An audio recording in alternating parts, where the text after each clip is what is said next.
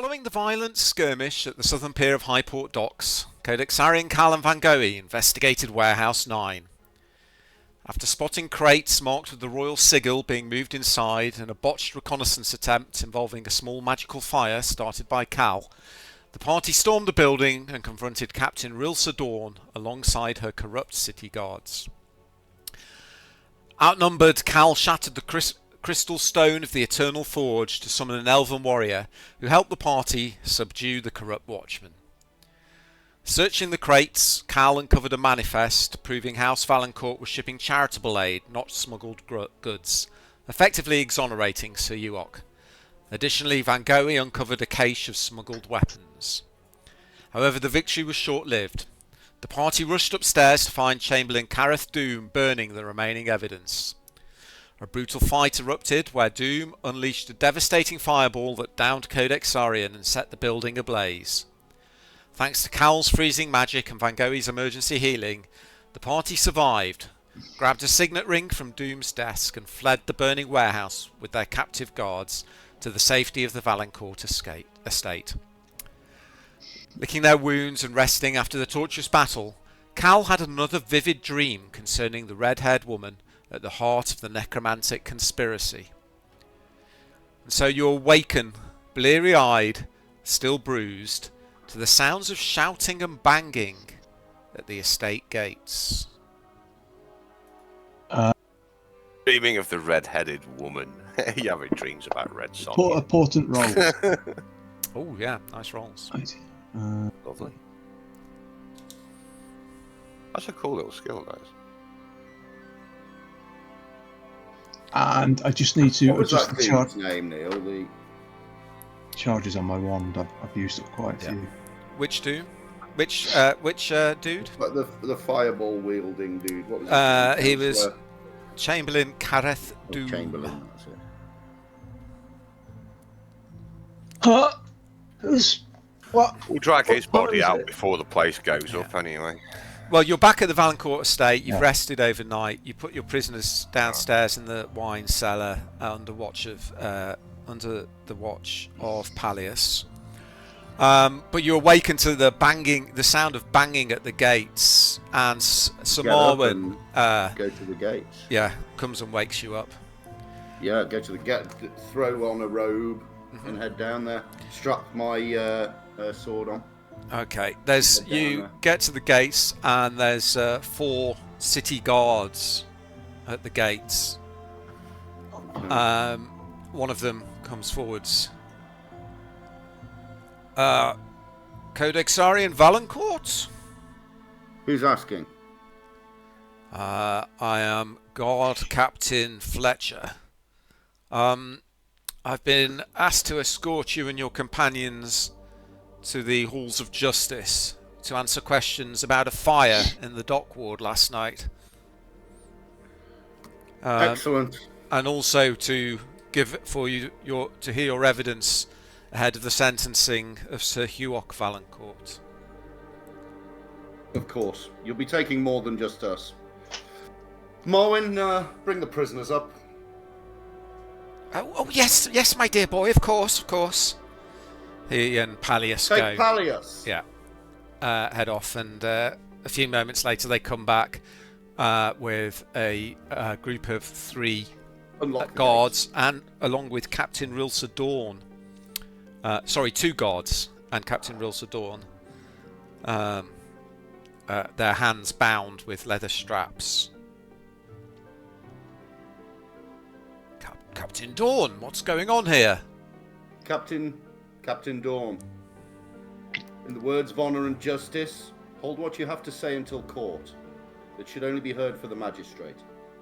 She nods. It's all right, Fletcher. Don't worry. He nods, but looks a little bit confused. All right then, men, form up to the Hallers of Justice. Anything you want to do before you proceed back into the central ward of the city? Get dressed, get my staff. I'm ready. Make a new net. Takes a few minutes to get yourselves ready. making a net is going to take some time and a crafting roll, but we'll. Oh, okay, I'll go buy one then. Yeah, you can buy one. You can go off and buy one now if you wish, but you will miss Oh no, the part. no, it's all right. You don't want me to have my net. That's fine. I will accompany the party to the halls. What of justice. possible use could you have for a net in the halls I of know. justice? I was thinking more about the journey over. Oh, right. Okay. Well, you're being escorted by guards. What could go wrong? Yeah. Okay. Turn on. Captain Fletcher escorts you and your prisoners to the halls of justice in the central ward of the city. Just near the market square, the tall white stone building, banners of Duke Shieldflask fluttering in the early morning wind as they march you up the steps straight into the building, straight down a corridor to a meeting room. Captain Fletcher knocks on the door and then opens it, and inside you see the magistrate Lyrian Dawnmere, who you spoke with the day before. You also see in chains in the corner, flanked by two guards, still wearing his plain tunic, Sir Hughoc Valencourt. His head bowed slightly, but his big bushy moustache twitches as the door opens. He looks up, and you can see a glint in his eyes as he sees you, Codex. I nod at my father. Hi! Thank you, Captain Fletcher. She looks at the three of you. Please be seated. And then she looks at the prisoners behind you. There's a quizzical look on her face, but she doesn't say anything about them. Well, let us begin. I take my sword off and hand it to one of the guards at the door, and then sit down. Okay.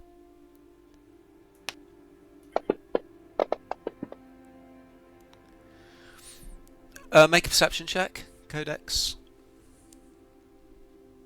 Look after this well. I'll be collecting it afterwards.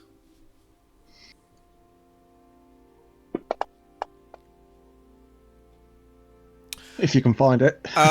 Your eyes are pretty much fixed on your father. Whilst you've never seen him in this situation before, he remains unbowed, his eyes defiant. And there's just the merest twitch of his eyebrows as he sees you pass over the blade of the crest to the guard. If you wish, you can make... bear with me. If you wish, you can make an insight check.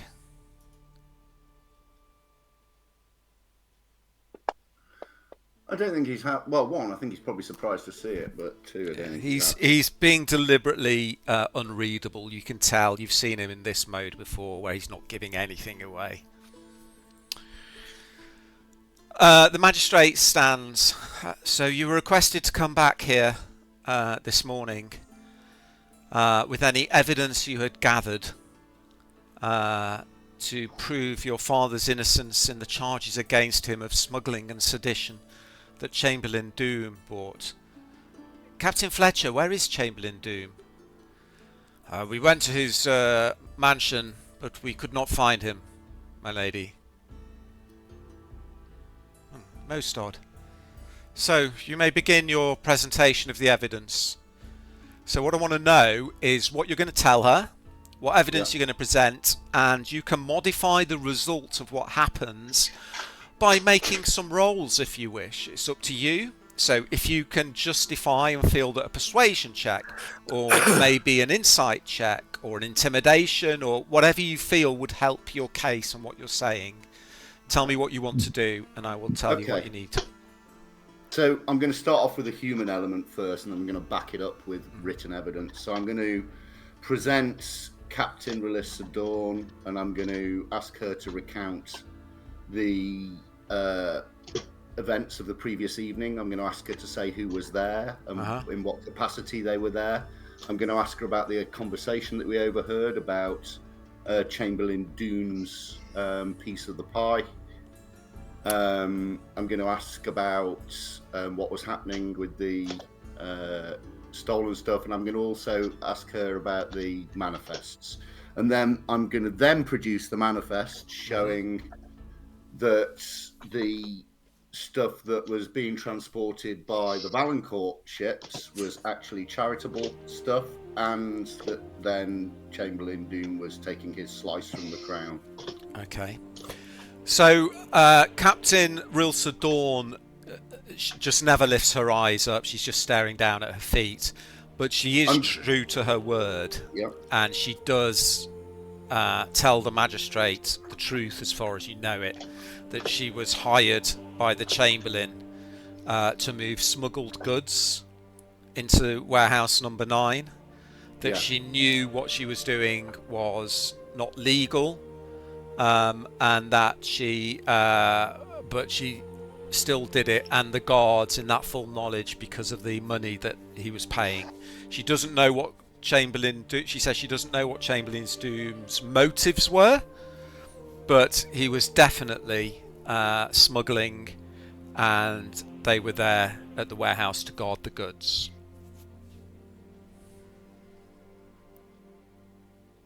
Excellent. I would ask if there is any sentencing to be given to the captain, that clemency and leniency is shown. Okay. Once she had established a realignment of her thoughts over the matter, she seemed most horrified at what she'd done.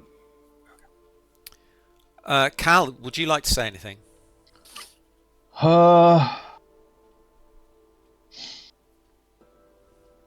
Where's that guy that... So yeah, he was one of the prisoners that you brought with you. That was Clark Wren Corvin. I'd forgot about him. I'm going to produce him after the manifest as well. Produce the forger after, and then ask him who did the forging. Who was he working for? So he, again, true to his word, and very shamefacedly, and every other word is an apology as he stutters his way through his statement.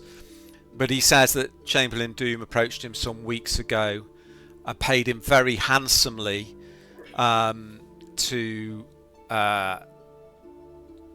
forge some ledgers. He didn't realise when he was first asked, but the money was needed to pay for some healing magic for his mother, who was seriously ill at the time from some unknown ailment.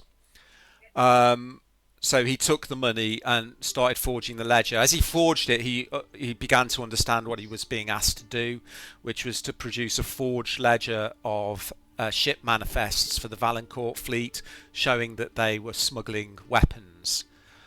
Whereas in fact, this wasn't the case at all. He doesn't know what happened to the original ledgers or where they are or were, but he was the forger of the Valencourt ledgers. He was racked with guilt seeing what had happened to Sir Hughoc, approached you and arranged a meeting at the docks at which an attempt was made on his life. So he comes out and he tells the whole tale very shamefacedly. And that's all. And then at the end, I'm just going to do kind of a little bit of a closing statement. I'm going to weave in information about the gilded chain, how I think this goes deeper, and that it wasn't just steel and it wasn't just financially based, but it was also disruption based, and they wanted to disrupt the power within Highport. The gilded chain? I've not heard of this faction. Do you have any evidence for this? I show the coin. And I produced the ring. The signet ring, okay. That we found in Doom's desk. And where is Chamberlain Doom? I explained that, in fact, I'll do it. Unfortunately, he met his maker. He set us on fire. He was a caster of magics. He used balls of fire and set the warehouse alight. He was burning. It remains his grave. You should find his bones amongst the ashes. She nods and then looks to Cal and Van Gogh. And your companions, do they have anything to add to this tale? I just look at them. I don't say anything, yes or no. I dragged his body out so we could prove there's evidence. She looks to you, Cal. Nothing apart from. Yes, we have the clerk, who further lends weight to the evidence we heard in our first hearing of all the forgeries. Perhaps we could do hand. If he says he forged these, perhaps he could show us his forgery right here and prove that he can match. Is it Sir Hughoc's handwriting or his steward's handwriting in the books? It's Sir Hughoc handwriting. Yeah. If the court asks, I can certainly do that. It would be helpful to show that he is the wherewithal to do it. Okay. It's not just our say. Convict yourself, sir. So you present all the evidence. Would any of you like to make a roll of any kind to try and sway what the outcome of the tribunal will be? I guess I should make a persuasion roll for my closing speech and that kind of stuff. Because of the evidence you presented, you can make it with advantage. Okay. To be successful in persuading the magistrate of your father's innocence, you need a 10. But if you get a 15 or a 20 or a 25, the benefit will be greater. Okay. What if you roll a 1? 25. Okay. Holy moly. The magistrate takes a few moments to look over all the evidence. She questions Captain Rilsa Dawn and Clerk Ren Corvin. Then she stands up. Your testimonies add more questions than we have answers today, but in this one matter I am clear. She stands up, and as she does so, there's a gap forms in the clouds above, and sunlight suddenly shines down through a high window into the courtroom, filling it with sunlight. There's still a faint odour of smoke drifting across from the harbour. But Magistrate Dormir reads out her verdict. By decree of King Keslin Pertheus IV, House Valencourt is hereby absolved of charges. Their honour, though tarnished, is restored by deed. There's a slight silence.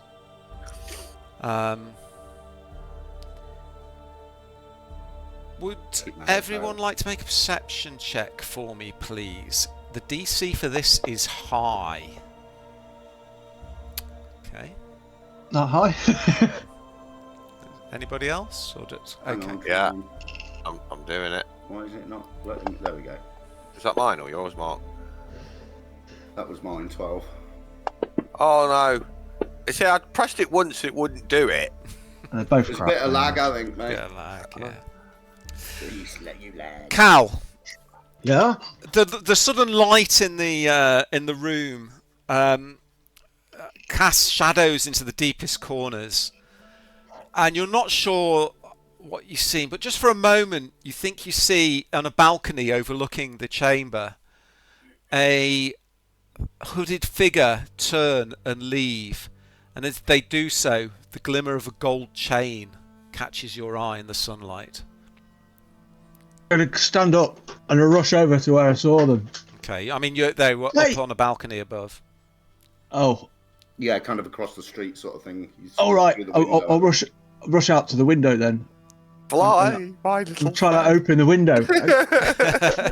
Okay, this window doesn't open. It's barred into the Hall of Justice. Yo! I just see if I can see anybody. The sound of the tide rolling in over the scorched timbers of Warehouse 9 seems to reach your ears, Codex. Somewhere in the smoke, the gilded crest of your house is glimmering faintly. It's not yet restored fully, but it's no longer broken. And then suddenly bells ring out across the city. And for the first time in several days, they don't sound like morning bells, but bells of promise and hope. We did this! Yeah! A guard goes over and undoes the chains around Sir Hughoc. He nods. Thank you, Aye. Magistrate. I will take my leave and return to my estate. He doesn't look at you, Codex, or at Cal or Vango. And then he turns and leaves. We will see him later. I bow deeply, milady. Is your dad a bit dodgy? Something going on there. Surly. Magistrate, may I have a word, please, if you're not too busy? Yes, of course. I believe it's very important. It's Cal, isn't it? It is, yes. What do you know of an Alan Ford, and maybe is there a Duchess linked to it, or something? Allenford. The name does ring a bell. In what context are you? Is it a place, a person? It's a place. I'm pretty sure it's a place, and well, this might seem a little bit silly, but after what we've seen, it was more like a vision or a remembering of something yet to happen, and it involved Allenford Leaning against the wall, and his head on one side. bad tidings, and somebody called the Duchess was in danger, as was Allenford. I don't know anything about a Duchess, but I believe there's a small town called Allenford. Some days' travel to the south of Highport.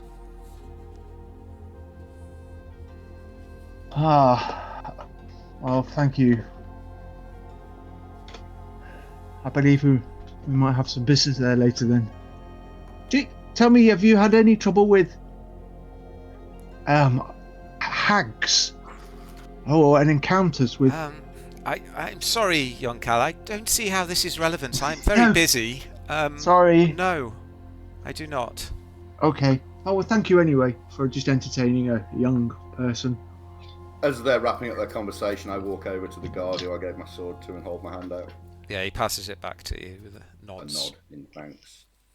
No hard feelings, sir. Just doing my job. And you did it well. You should be proud. He kind of snaps to attention. Milady, sweep my cloak and leave. Okay. She curtsies as you leave. Okay, so where are you going to head? I think War Council back at the estate. Want to Yeah. go and see what Dad says. Okay, you head back to the Valencourt estate in the dock ward. As you enter through the gates, the servants of the house are lined up, Sir Marwen at their head, and they applaud you as you come back in through the gates. Oh, well done, Thank my you. boy, well done. Your father is in his study. He asked that you go and see him when you are ready. Thank you, Mormon. Thank you for all staying loyal during this time. Put my hand on his shoulder. Of course. You've That's shown what us family your is loyalty. for. I smile at him. Shall we? Oh, all of us. Putting this Okay. off, I guess. You head back into your father's study then. Let me just adjust the time. He sat behind his desk. He looks up as the three of you enter. He stands up. He walks around the desk and he does something which surprises you, Codex. Something that hasn't happened for many years. He gives you a hug. It's brief. It's very stiff. It's not something... He obviously feels very uncomfortable doing it. But he just does it and then turns around and heads back to his desk. I hug him back ever so slightly, but then to allay both our embarrassment, I immediately bow my head and go down on one knee and hold up the blade of the crest to him. My lord, this is yours. No, it's yours. I was going to give it to you anyway. once you had received your knighthood and you returned. He looks over at you, Cal and Van Gogh. I believe that I have you to thank as well for the service you have offered my house. Both of you will always have a home here in Highport under the eaves of the Valencourt estate, as long as it is here. What has happened in the city is... They are truly friends of the family, Father. They have shown that by their deeds. What has happened here in the city over recent weeks has me gravely concerned.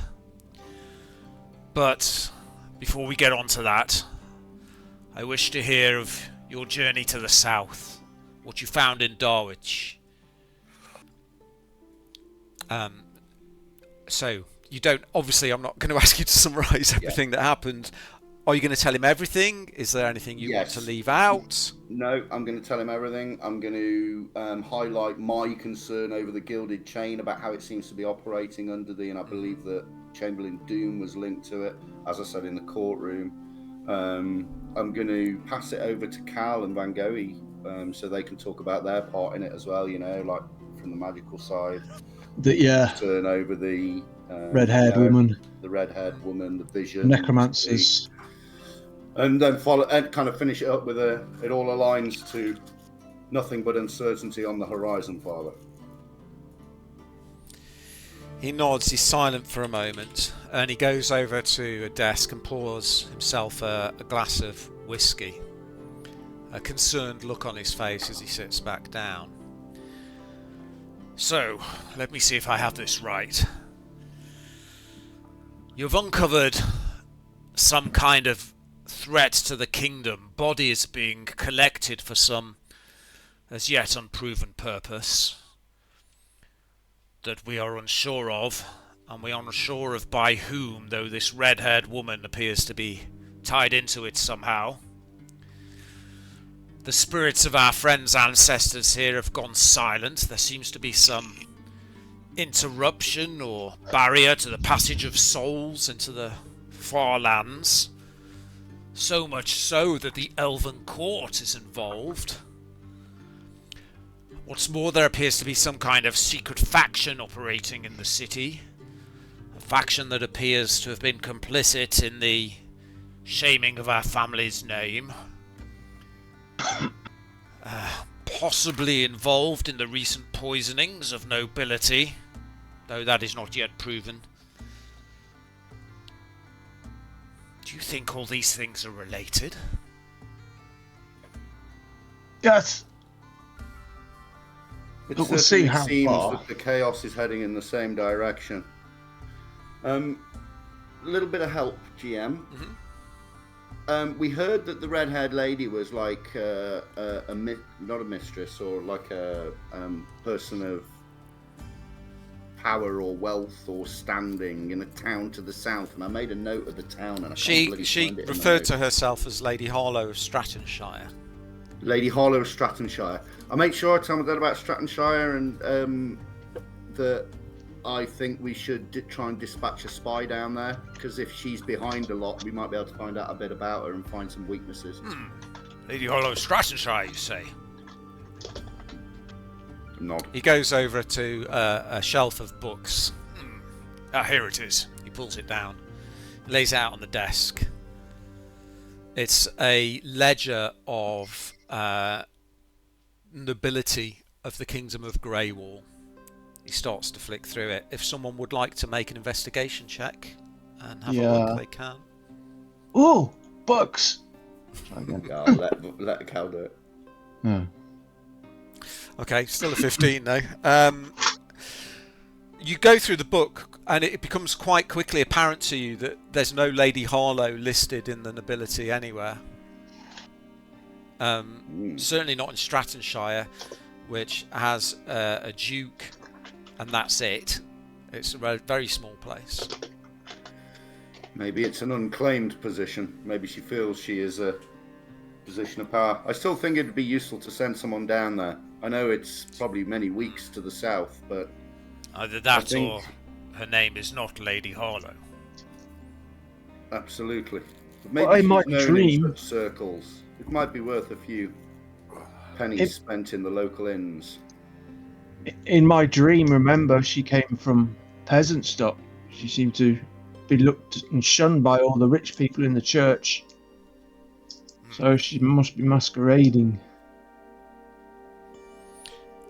There are a few leads I see before you in this matter. And the biggest lead, really, is this letter. And he pulls out the letter that you found from Cassius on the remains of Lady Harlow, in fact. Yeah. I've been looking at this letter. There's a few things that concern me. This Cassius could be the first lead. He seems to be operating within Highport somewhere. If you can find him, maybe he can tell you more. Nod. Looking over his shoulder, interested. This comment about turning the city into a charnel with help from friends to the south worries me. Especially what we heard about Allenford, and there was maybe trouble there. Maybe that's where it's coming from. It mentions Allenford here, and from what Cal said, Allenford was mentioned in his dream as well. Maybe that's where the trouble's coming from. That could be another lead once you've searched for Cassius in the city. Nod. So tell me, our house is now restored by law to its former deed, though it will be some time before we have won back the respect of the rest of the nobility. Rumours and gossip stick, unfortunately. What do you propose you do next? I want to read this continue letter to again. fight for the crown, Father. As you know, it is my solemn oath to defend it. Yes, fine words. What actions are you planning to take? I think first, a little dress down. I can't be walking into taverns wearing this. We need to do some intelligence work to see if we can find who this Cassius is. He nods. Maybe send some scouts to the south to Allenford, and then we can follow up there later. You still have Pallius in your service as well. You should give him instructions of some kind as well. Sorry, Dave. You keep getting interrupted. It's not on purpose. We need to the Highport Marble Orchard. I think that's where Cassius is operating. What do you know of the Highport Marble Orchard? I do not know the term. Said it was to the south, didn't they? We get our Lady Elf friend to go and scout that. I thought you'd heard that I thought I told you, Mark, that you'd heard Marble Orchard was slang for the catacombs under Sorrow Mountain of the city, where the dead of the city are interred. You did say that. You did. We forgot. Yeah.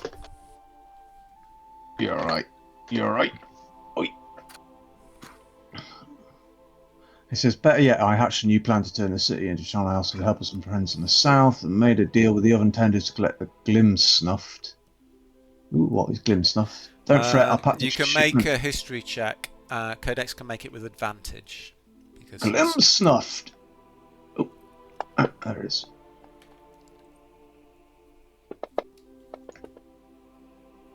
Ooh. Okay.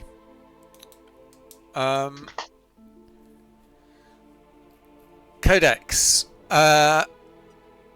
It's not glim snuffed isn't a term that you would normally come across someone in the nobility. It's a slang term used by the peasantry. Yeah. But you have heard that the phrase "snuffing a person's glim" is basically underworld slang for killing someone. Oh, okay, so glim is like their life force. Yeah. Okay.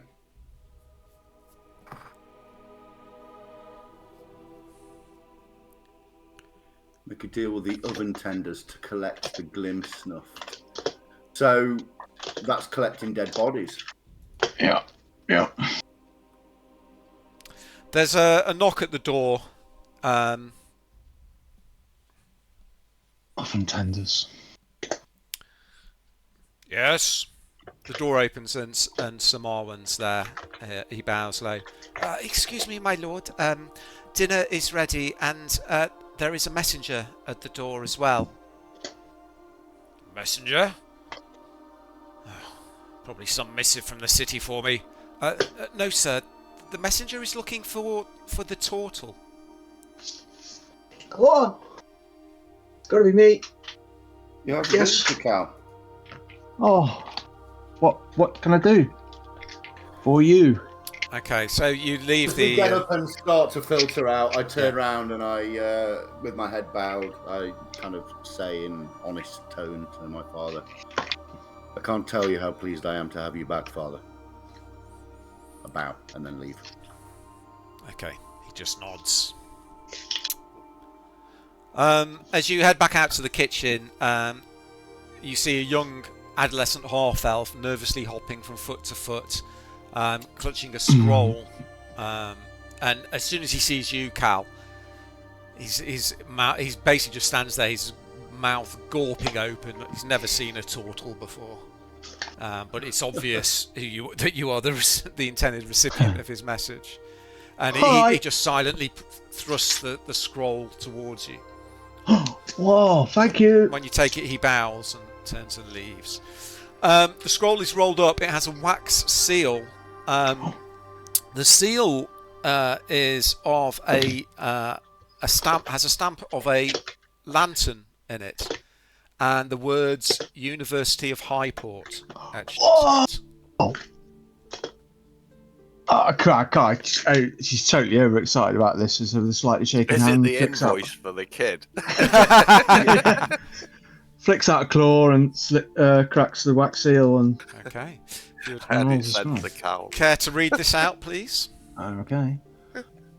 University of Highport, dear sir, many thanks for your recent applications to the university. As you are aware, applicants must show that they can afford our reasonable fees to support themselves and the faculties during their studies. For this reason, your application was denied.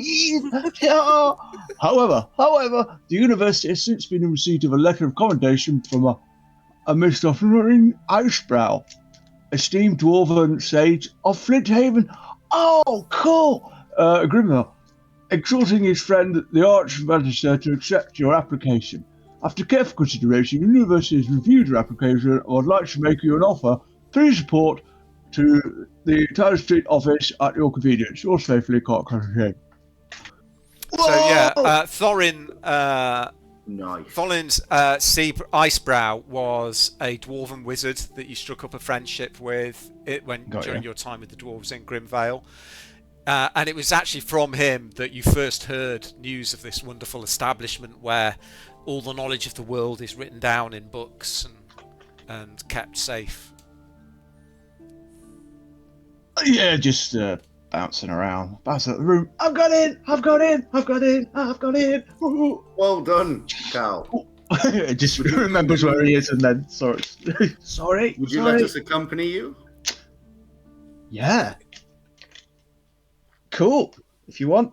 I've been here my whole life and I've never toured the university. If you want, yeah, sure. You can all come along. If you've got anything to do in town, we could do that on the way. And I can.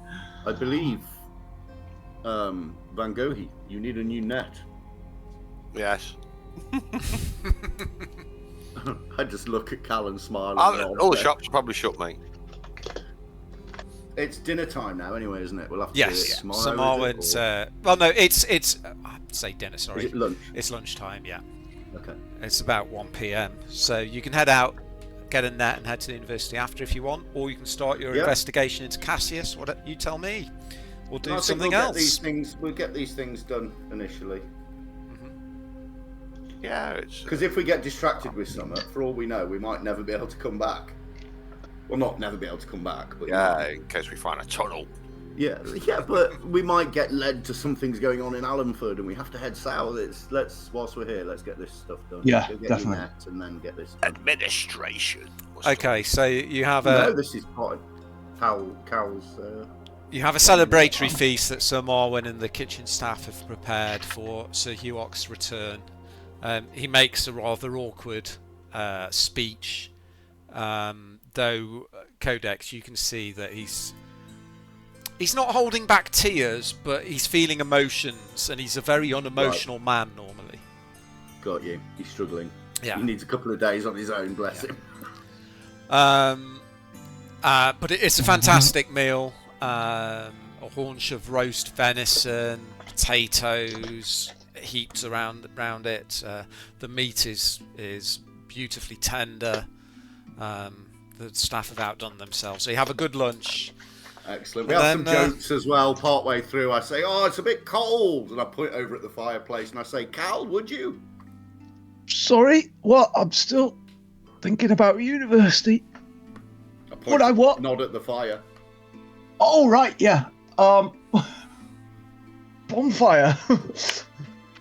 I guess the bonfire cantrip in the fireplace. Whoa. Whoa, it's like we're back at the warehouse. Gently, less flames. Much joke and merriment. That's it at level 4. Fireball. Cool. Right. 2 o'clock. Back to the Elmo gif. Okay, so you have this wonderful meal, and that. So where are you heading? What are you doing? Once you've... Well, I was thinking perhaps if I'll be led by Van Gogh and Cal. They've got the things to do. perhaps if we went to university and told them just to say I accept, but we're a little bit busy. And could I have a few days to finish things? Are you discussing this with the party, Cal? Yeah. Don't bring it up unless it becomes necessary. You don't know what they're going to have you doing. Okay. There's no point putting negative thoughts in their head until we absolutely have to. Let's see what they have to say, my friend. Okay. Can we go? Smile. So if you start heading, you can go direct to university through the central ward, or you can go via the market ward and pick up a net for Van Gogh on the way. Market. Let's go via the market ward and pick his net up. Yeah. Okay. You head into the central ward, then take a short detour south towards the marketplace of the market ward, a sprawling market of wood and canvas where vendors sell foodstuffs, housewares, textiles, tools, farm implements, and so forth. Just about any common item can be picked up here at regular prices. So if there's any inventory you would like to pick up while you're here, let me know. There's members of the City Watch are patrolling the area, and it's overlooked by the Temple of Wowkeen, a huge temple complex adjacent to the marketplace, which has its own market for very high-end goods. Meetings rooms to discuss business deals, and several banks are also located there. Van Gogh, don't you need another rope? Yeah, your rope was left dangling from a burning warehouse, so maybe some rope as well. Can I buy sleeping darts? No, because they're not a common item. So you can buy any common item basically here. Okay. So a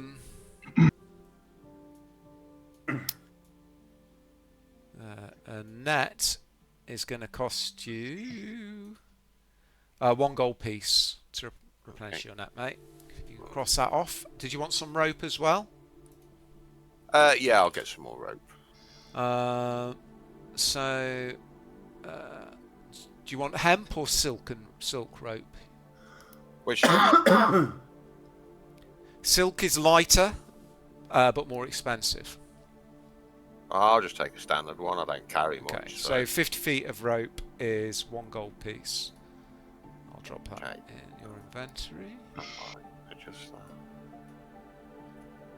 oh, how do I just want gold? Just click in the box and then type in the new. Do I have to- Oh, it's because your character sheet's locked, so if you unlock it first. Oh shit! I forgot to say. I don't know how much I had. I've deleted it. You had 325 gold, Okay. so take 2 off for the right. net and the rope. So that'd be 323. Does anyone else want to buy anything while you're here? No. No. Okay. You then move through into the university ward. The streets of the university court are buzzing with students in their pale blue robes, the hum of magical lanterns floating in the air above you.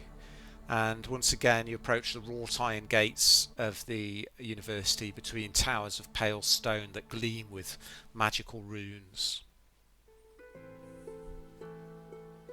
Right. Approach the main gates and look for. I believe we found the office in the first time around. You did. So you go to the office and you ask for Clark Reynold Thane that the letter was addressed from. Yes.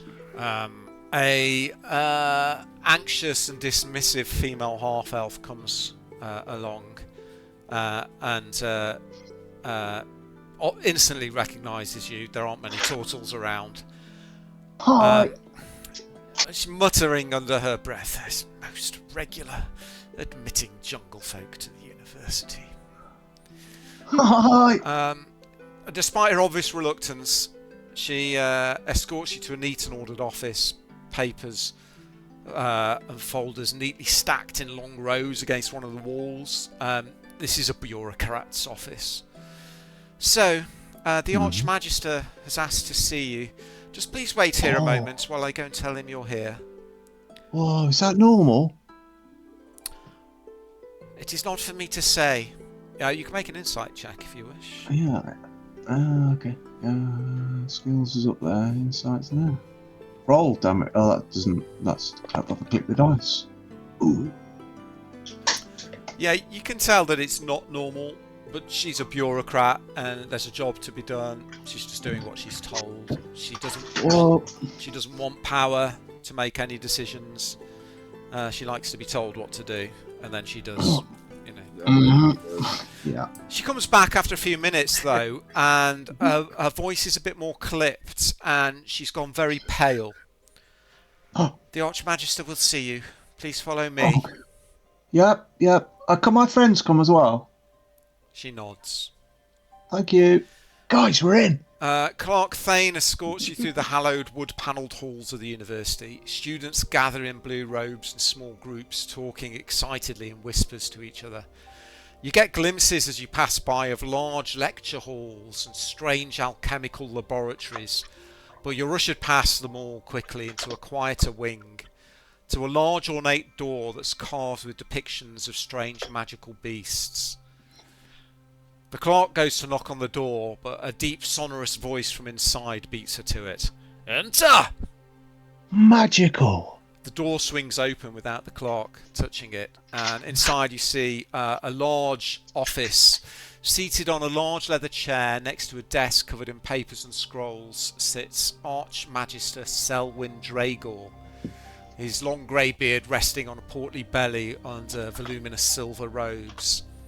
His eyes partially hidden behind silver-rimmed pince-nez glasses. They've got a mischievous twinkle, though his mouth has a more serious aspect. "Thank you, Reynold. You may leave us." He dismisses the clerk. "Please, take a seat." Thank you. I'll sit down. Sit down somewhere out the way. You wanted to see me, Magister? Indeed. Perhaps you would care to tell me what your relationship with Sage Thorin Icebrow would be. Oh yes, I spent a good while with him and the dwarves of Flinthaven. I studied their ways and their culture and helped out where I could, and we became friends, and he helped me expand my knowledge of magic, and he recommended I seek out the university here at Highport, and ever since then it's been my dream to come here. Why do you wish to study at the university? Well, ever since I was at the egg, it seems I've had a fascination with magic, and not many of my family have, and I just feel it's my duty to find out all I can about magic. I know it's very powerful, it could be very, very dangerous, and I don't want to make any mistakes. I've already met some really dangerous magic, and I need to protect myself, I've learned. He nods, thinking to himself. Tell me, young man, why did you leave the Karshir jungle to travel all this way? Well, it's something that many of our folk do when they reach a certain age. They wander, they seek out stories that they can bring home to their family, or when they make a family of their own, and raise their own young up and tell them the stories and impart their wisdom. He nods. You might be just what we're looking for, an outsider. Oh, what? Tell me, why do you think we should admit you to our establishment? Right here, if you wish, I will let you make a roll. I'll give you, again, it's completely up to you. You could make an Arcana roll to demonstrate your magical knowledge. You could make a persuasion roll. You could make an insight roll to see if he's got some underlying reason for his questions and why he's asked you here. Or some other roll if you can justify why you're making it. This is worth using a portent up. I'm going to use... No, I'll use a straight Arcana roll and trust on my character's stats. Mm-hmm. Well, I've learned that a lot of things like that. Okay, Thank you. You go into a highly technical discussion about how the weave can be used to excite the energy and create fire in a localized area, and it obviously impresses the Archmagister. He nods. Aye. All right then. First, let me give you and your friends these. And he pulls open a drawer and hands you all some visitors' badges, which gives you permission to travel through the university, past the guards. So let me explain why I've called you here, young man. It was not just on an old friend's recommendation. Oh? He pauses for a moment, so he's kind of hesitating. A professor lies dead. His soul has been bound in his own ink. Whoa. Whoa. I need someone without ties to the university, an outsider to investigate. Someone I can trust to be open and honest and to take this investigation wherever it may lead. Help me solve this crime, young turtle, and I'll open the gates to our knowledge to you, and you may study here. Oh. Right. Okay. Well, that's, first of all, may I offer my condolences. That's terrible. Aye. I don't know if is that anything to do with being. Excuse me for this. Glimmer something. Glimmer. Is that something to do with having your soul sucked out? I mean, we've heard that phrase recently. I don't know the phrase, but it's true that Professor Velis was researching soul transference via ink binding. Oh. Well. He was found dead in his study by some of his students. Do you have their names? Aye, you could try talking to Archivist Renna. She was the professor's assistant. Thank you. Archivist Renna. Well, I'm sure I look at the other guys and raise my little turtle eyebrows. Uh, we'd love to help, wouldn't This we? is, my lord, Baron von Codex-Arian Valencourt at your service. Has his study been disturbed at all? Is the scene still as it was? It was How long ago? disturbed a little. His body has been removed to cold storage, but Archivist go Renner take a look? can show you to his study if you wish to examine where his body was found. My thanks, my lord. But, Magister, when did this happen? How long ago? It happened yesterday. Last night. Oh! What were we doing last night?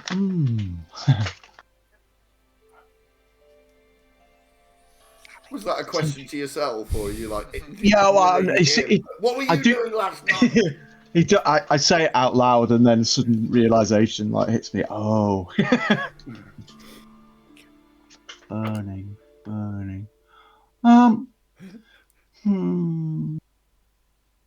Right. Okay. Magister, is a record kept of every magic user in the city? Do they have to identify themselves? I know some cultures do that. No, only if they're studying at the university. Just a wink at the guys. Dude. Right. Okay. Thank you. Should we take this on now then? Should we do this now? It seems that while the scene is fresh, I'll leave that up to you and your friends. I'll be here if you need anything, but you have your passes. The halls of the university are at your disposal. It would seem prudent, Cal. Yes. Okay. Would you have somebody who could show us the way to Archivist Renner? Aye, indeed. Clark Thane can take you. Thank you. Is there anything else? Well, thanks. First of all, thank you very much for this offer. Thank you so much. And I hope we don't disappoint you. Bow. He nods and smiles kindly. Before you leave, and he looks at you, Codex, I would just like to say that I was pleased to hear the postings of your father's innocence today. Thank you, my lord. It was only a matter of time. Honesty and truth will always out. And then he looks at you, Van Gogh. And I understand you are the lizard folk that brought us the young girl the other day. Yes. He nods. How is she? Recovering, though not quite ready to venture back into the world. But if you help young Cal with this matter, I'll make sure she receives the highest priorities. Well, I was hoping that's what you were doing anyway, but I would be more than happy to assist in the investigation. He smiles. Unfortunately, this is a city of men, not a tribe of lizard folk, and the highest priorities are often determined by those with the deepest pockets. But in this case, we'll make an exception.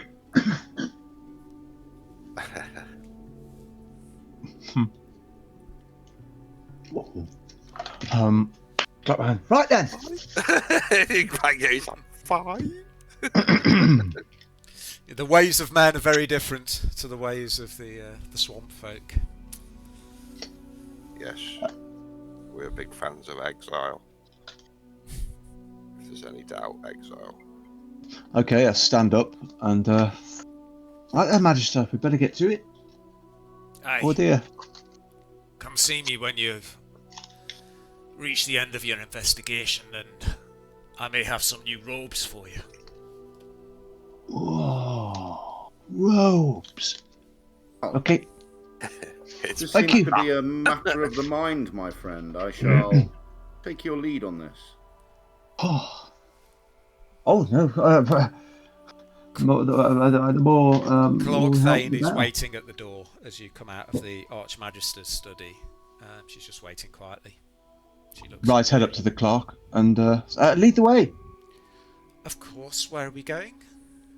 To find Archivist Renner. Ah, yes, of course. Follow me. And she leads you off back into the main part of the university. You wander past. There's a strange mood amongst the students here. They're in small groups, huddled, whispering. Obviously, word of the death has reached the ears of the students, and they're gossiping with each other about what it could have been. They're all high. She leads you through to the administration halls of the university, and takes you to an office. Knocks on the door, and it's opened by. 1 second. It's opened by a young man who you presume is Archivist Renner, a half-elf. I just want to keep shouting, Fireball!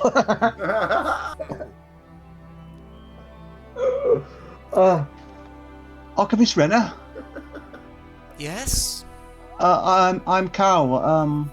The Magister Dragor, Magister Dragor, said you're Professor Velus's assistant. Oh yes, I found his body with a few of the students. Such a terrible thing.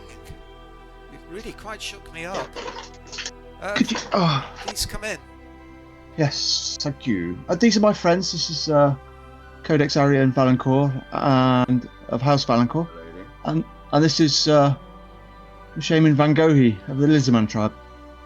She nods. Good friends. Would you like to take a seat and tell us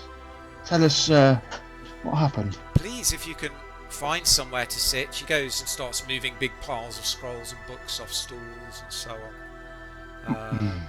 Oh, that's all right. Don't worry about the mess. I understand.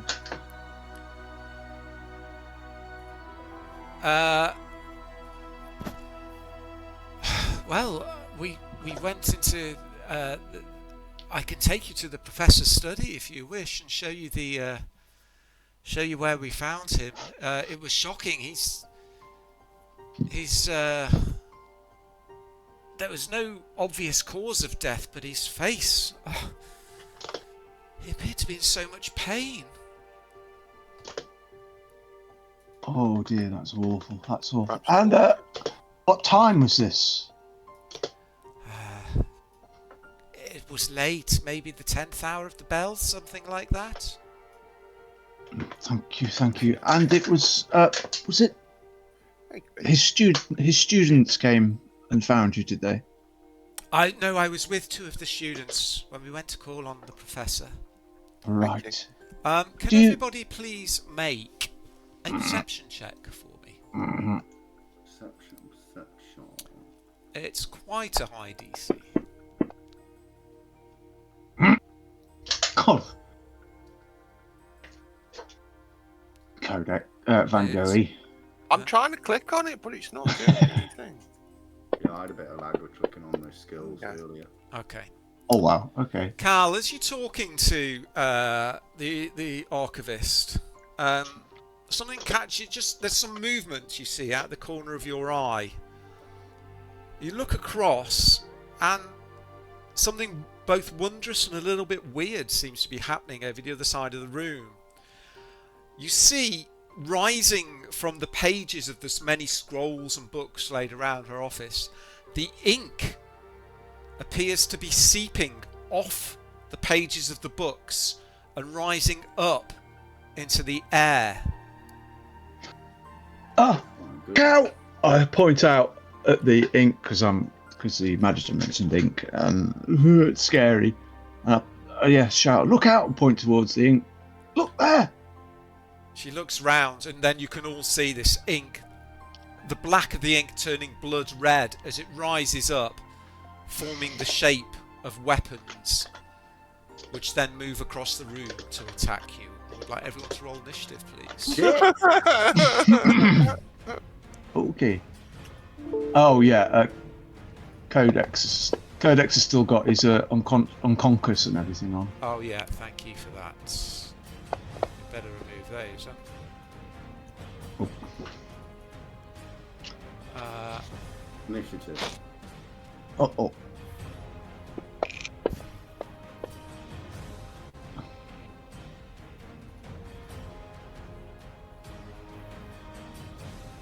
Oh.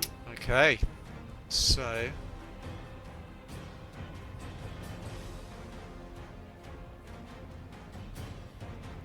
Okay. So Codex, you go first. You see this really weird sight of the ink just seeping, being removed from all the books and scrolls in the area and forming like these solid shapes in the air.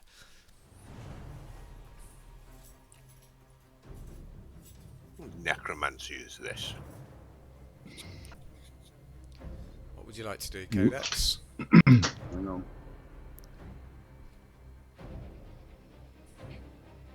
I wonder what these are. Are they elementals? Phase, fiends, undead? You've never seen anything like this. Celestials? I might know, but hey, we're in combat. None of you have ever seen anything like this. So, Codex, you see this stuff rising up. What are you doing? I reach behind me, and as I do, I splash my holy water on Cal's shell. Okay. It's the I've got to use it. It's the component, Okay. Yeah. and I'm going to cast protection from evil and good. And so he's now protected from aberrations, celestials, elementals, phase, and undead. Several benefits. They have disadvantage on attack rolls. Can't be charmed, frightened, or possessed by them. Okay, is there an effect you can put on Cal? Let's have a look. Sorry, it's a bit laggy, and my cursor's kind of jumping over the Okay. screen a little. First of all, it's a first level spell. Let's click that off, so I don't forget later. This is an action, is it? Casting Yeah. this, yeah.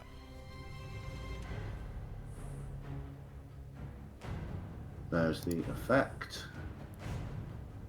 And you're casting it on Cal or on yourself? On Cal. Okay. There we go. Thank you. Thank you very much. So I guess let's just target him and cast it as well. Hopefully I've not fucked everything up by doing it that way around. Okay.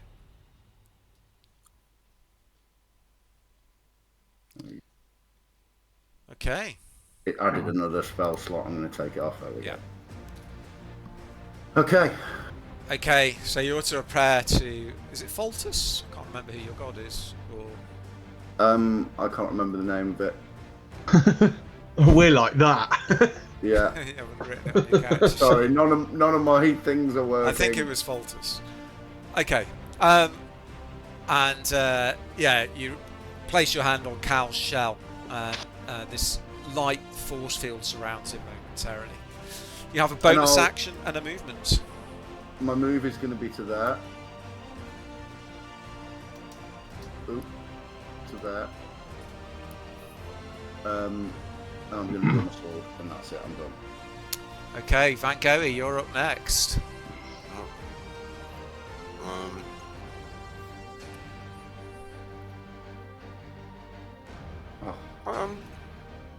I've just bloody closed the map, haven't I? Sorry. I meant to move it. Lag. There we go. Thank you.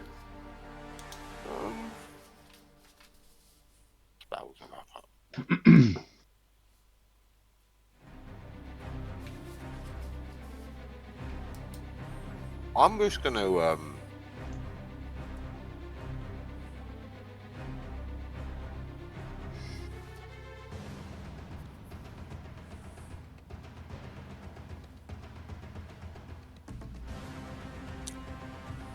delay my action till it comes in range. Okay. Comes in melee range. Yeah, And what action are you delaying? a melee attack. Okay. Any bonus or movement?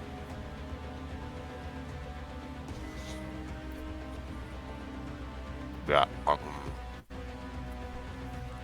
to here. Field wall. Okay. Are you done? Yes. Okay. Right, 40 feet of movement. This thing floats across the room with surprising speed towards you, Codex. As it does so, its shape morphs. It 1 second it's a sword, and then it turns into a mace, and then it turns into a dagger. Then it turns into a halberd, and then finally it turns into a claw that reaches out and strikes at you. Let's see if it hits. Bring it on. It does hit. Uh-oh.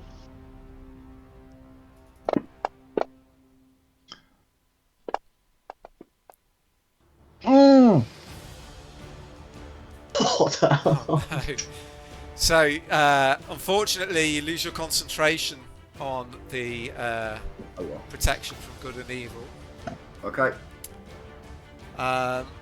This claw just seems to sink through your armour as it hits you. Your strength is reduced by 2 points. Ooh. Wow. Feel yourself becoming weak as it strikes at you. So let me make a note what your strength is at the moment. It's 18. 16. So. That's nasty.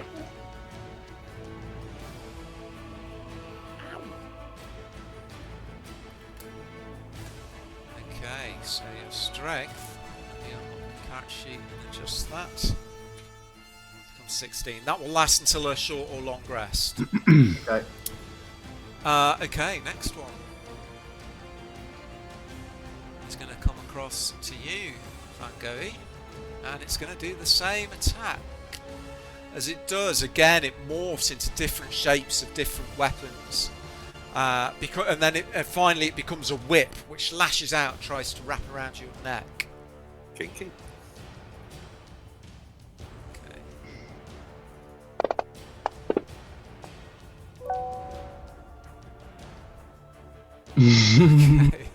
Well, there's my first one of the evening.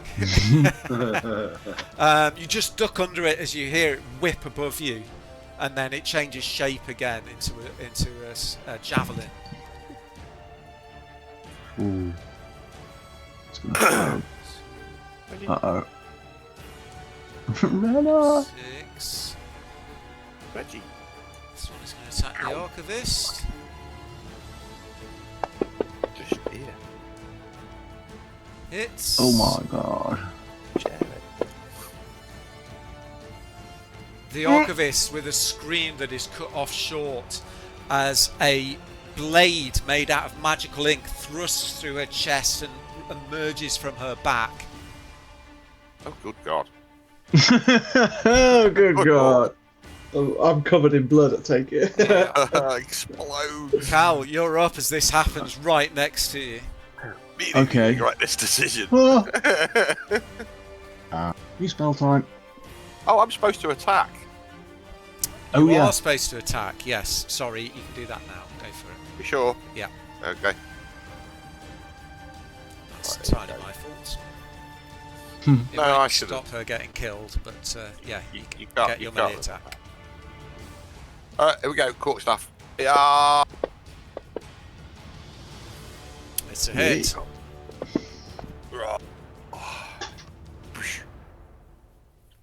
Okay. You smash the animated ink with your staff, but it seems to sort of part as the staff approaches it, and it absorbs a lot of the impact. Okay. Bonus action. I'm going to pop my claws then. Well, no, you can't.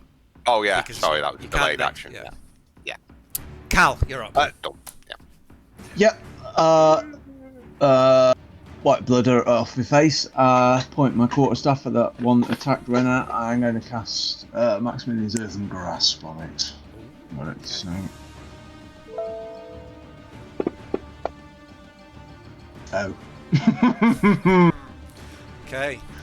So Damn this kind of grasping fist of earth erupts out of the floor below the ink and tries to grasp at it, but it just swirls round and seeps between the fingers. It does still do some damage, does it? It's no. I mean, on a failed, it takes 2d6 restrained. The hands that it lasts a minute long, so the hands there and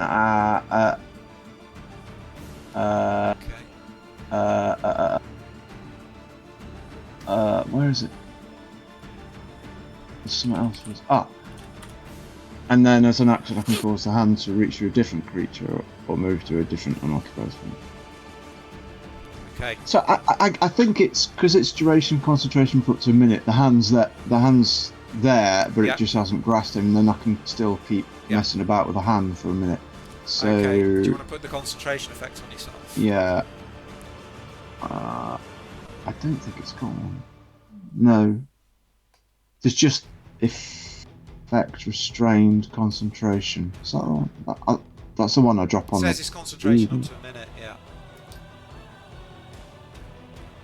I can't see which one I put on me because that's says put any on you. No.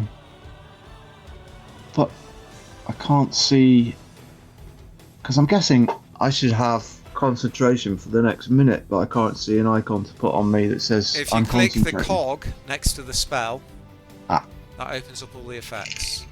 Cast effect, save, damage. And then effect on the target restrained with a concentrate. Is it just a minute? It's not restrained though, so no. Yeah. Alright, okay. Okay, So, don't worry. Okay. Deal with it. I'm not sure because it whiffed. Does it means it's still in? I don't have to cast it. Oh, I guess it just completely failed, did it? I think so, yeah. It was just that last paragraph. Failed save. It's restrained for the spell's duration. Mm-hmm. As an action, you can cause the hand. Yeah. I guess that's just the way the spell slot's gone then, and that's it. It is. Oh, I might not be using that again.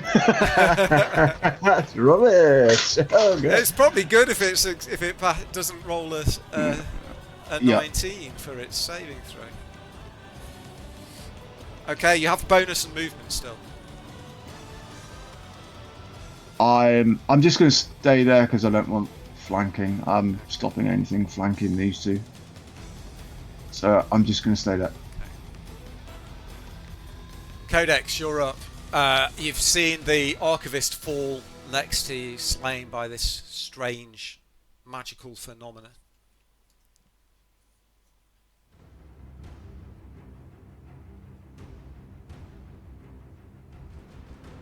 Codex?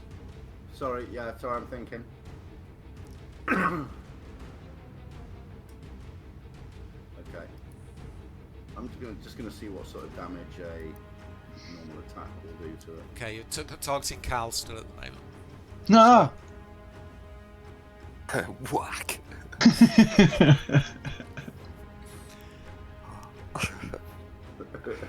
Swings his head over the top of his shoulder, lands in the middle of Cal's skull as he's Just little turtle head goes. Okay. Dear, you do have another attack. I do. Oh, you rolled 2 1s in a row. That's. I am. Okay. Not that much. Yeah, I mean, the blade actually catches it, and then the runes along the fuller of the blade flare up as it impacts this magical beast. Does seem to do a lot of damage to it. Nice. Oh, they even had a -2 on their strength save. That's me. Okay. Thank you. Van Gogh, you gonna pop your claws with your bonus? Yeah, I'm gonna summon my Radiant Claws. Do I have to cast that or? No. It's just a bonus action. Okay, and I will attempt to strike the entity in front of me. It hits. Ooh. Okay. You pop your claws, you slash at them, and as you do so, the radiant power of the claws flares up as it hits the ink, and it kind of disperses into the air into tiny little droplets, which then fall to the ground. Wow, I tickled it. Okay, you have movement. That's me. I will move then. I will circumnavigate to this position. Around the back of Cal. Okay. Nice. So this ink is going to hit Codex again. Codex has had to go AFK for a minute. But I will roll anyway. It's a 1. We'll tell him.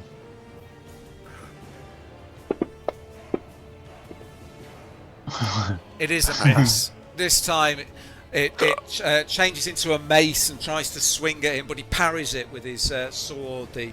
The runes flaring up again as it impacts.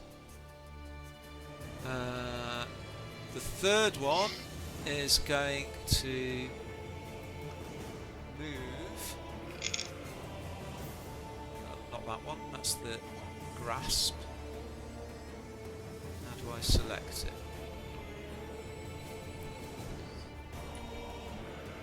Ooh. Got the big hand. It's going to move to there and attack Cal. Ah!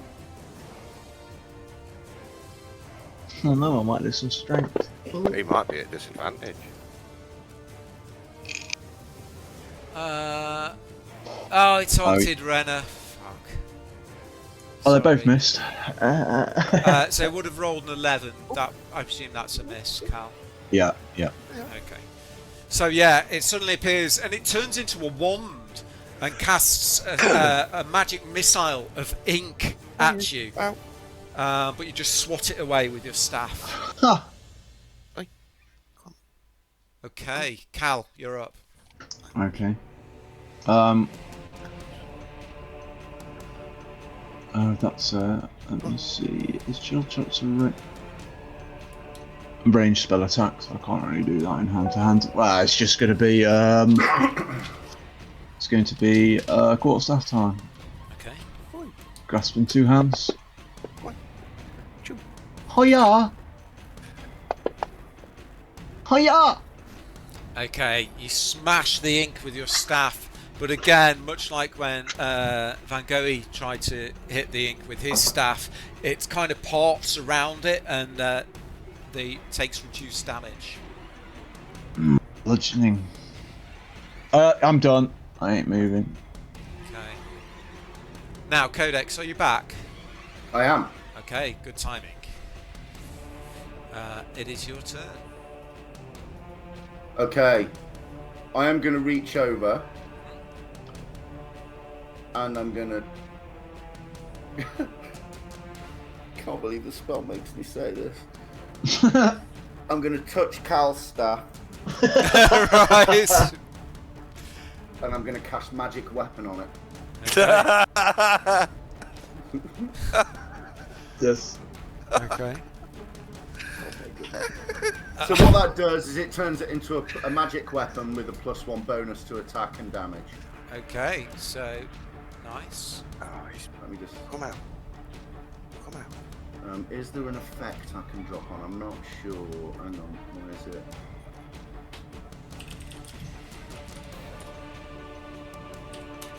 Where have all my effects gone? You have to click the cog next to the spell.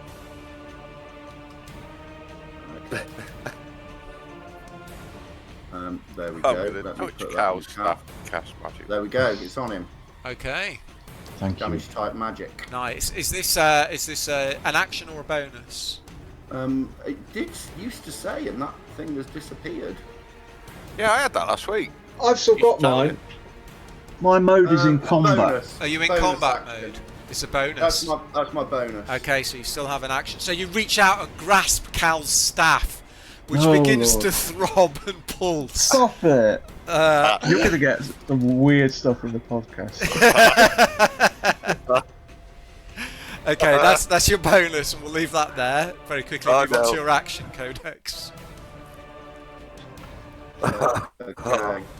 My action is to just attack it normally again. Have I got it targeted? Yes. Oh, that. Miss. Okay. And another attack. Keep missing with my first attacks. Okay, nice. You slash into this ink. As you rip through it again, it disperses into tiny splatters of ink which just fall onto the desk below it. Do you wish to move? Is that earthen grasp thing gone now? Okay. No, it's still there. Still there. Okay, so you can move. I'm gonna stay where I am. Okay. Next to Cal, opposite Van Gogh. Van Gogh, you're up. I'll give it a little bit of a tickle if I can. That should be rolling advantage. Oh. We'll just Doesn't take matter. that. No, why would it roll advantage? Oh yeah, it should. Because I've got someone directly behind. Wow. Okay. Oh, bear with me 1 second. by the way, no, radiant damage is fine. Okay, yeah. So you smash again your claws into this thing and just rip it apart, and it falls to the ground, splattering the body of Archivist Renner, which is lying on the ground beneath it. I thought he would be a double-hard wizard. It's just an Archivist. I immediately look for any empty vials on the desk. If I can't see any, grab my empty potion bottle and try and collect up some of this ink. Okay. You can do so. As you go to scrape the ink up off the marble floor where it's fallen, it moves, forming words on the marble. It spells out, "The Quill writes its master." The Quill writes its master. Indeed. And with that, do you want to take a quick break and make a cup of tea? Yeah, first I just want to walk over to Cadet Xari and put my hand on his shoulder and smile at him, and I'm going to cast whisper some tribal words and cast Lesser Restoration on him. Lesser Restoration. Thank you, my friend. See if that will That work. should get rid of the strength drain, I think. I think it will, but let me double check. Let's just say it. Let's just say it.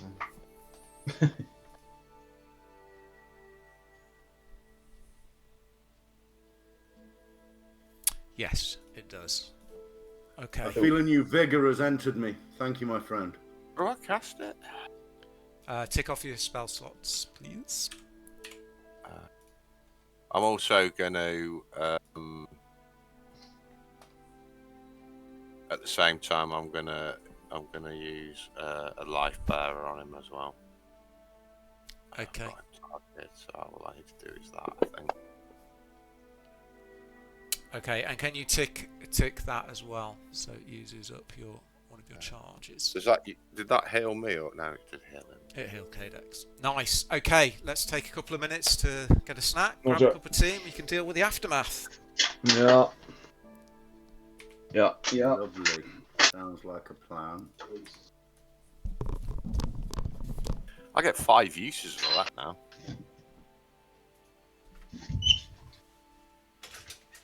That's awesome. I'm going to keep that manually because I don't have any columns to tick.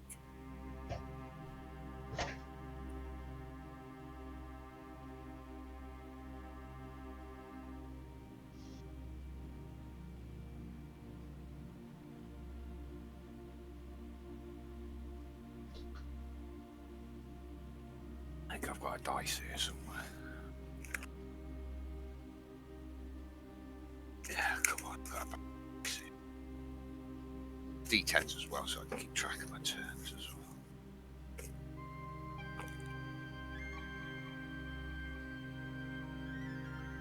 So I've got 4 life bearers left.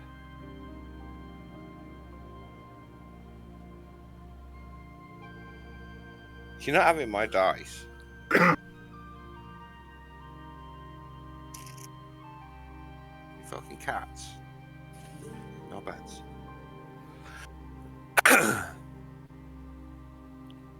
Go play fucking Mortal Kombat somewhere else. What are you both waiting for? Eh?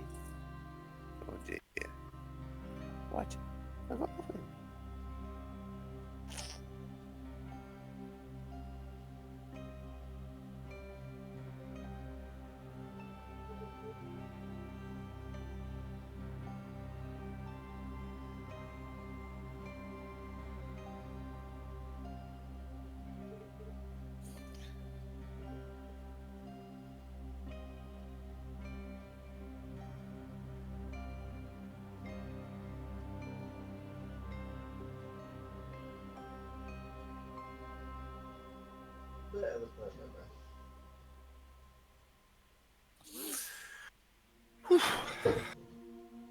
Oh, check.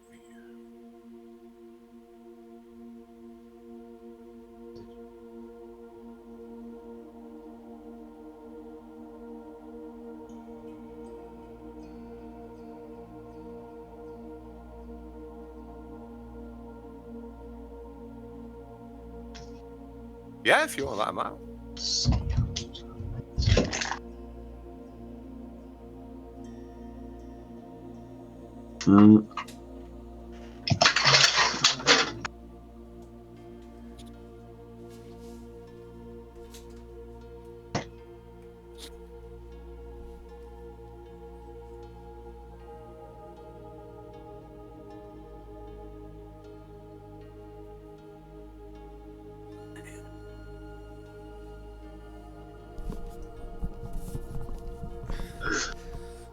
Okay, I'm back. Back. Oh yeah, same. Waiting for Codex. I'm back. I'm here. Okay. So, I never. yeah, the ink forms the words. The quill writes this master, and then just disperses into a pool of liquid. Okay, I scoop up the ink and turn to Codex is nearest. Codex, find someone in the hall and get them to send for the Magister, because Renner's be killed, and tell him the ink has come alive. And then I'll move over to where I saw the ink coming alive. Get out my chalks and my whatsits, and start doing a detect magic ritual. Okay. Nice. I I do as he says. I run to the door and I shout at some lowly student, "Go get help! There's dark magic's been used here." You find a student who make a persuasion check for me, Codex. What do that? Looks up at you confused, not recognising you. Does she hear the natural authority in your voice and obey without questioning? You peasant! She does indeed. Yeah. The voice of a noble knight spurs her to action. She runs off. The clerk Thane comes back after a few minutes and just stands at the door, her eyes wide. Oh, I should inform the Archmagister. Probably be a good idea. Yeah. You're casting Detect Magic, Cal. Are you doing this as a ritual or using? Yeah, it takes 10 minutes, but I thought, okay. Yeah, you can take the time to do it while everything's getting sorted. Okay.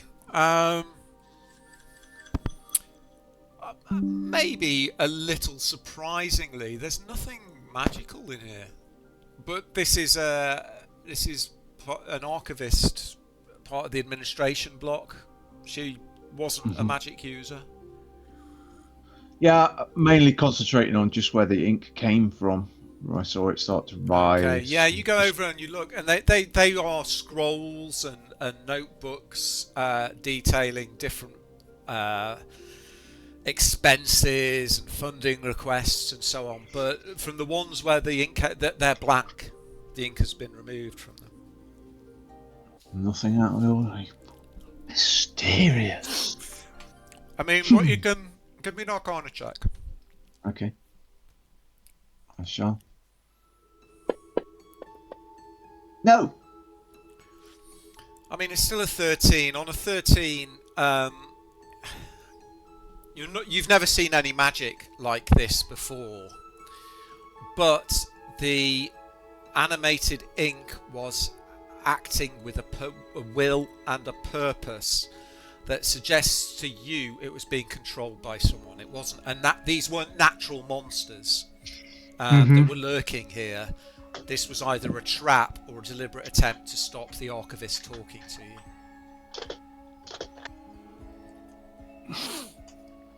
you. I didn't want Renna to talk to us. There was something maybe that she saw or she knew that we weren't meant to find out. I wonder if that involves the two students. Also on a 13, you look around, Cal. You realise you are surrounded by hundreds, maybe even thousands of pages of ink. Oh, this could have gone bad. Still could, if whatever power is still present. Guys, I think we should get out of the room in case more ink starts coming. Shut the door and not go in and not let anybody get in. On the desk or anything that seems important? Any diary, or have a quick look around? Okay. Very quickly. Make a investigation or perception, please. Codex, your choice. Cal, as you say that, you realise that you're in a building in the middle of a complex of buildings that holds the greatest collection of ink in the known world. Oh, mind blown. Burn all the books. Burn the books! Anyway, to be sure.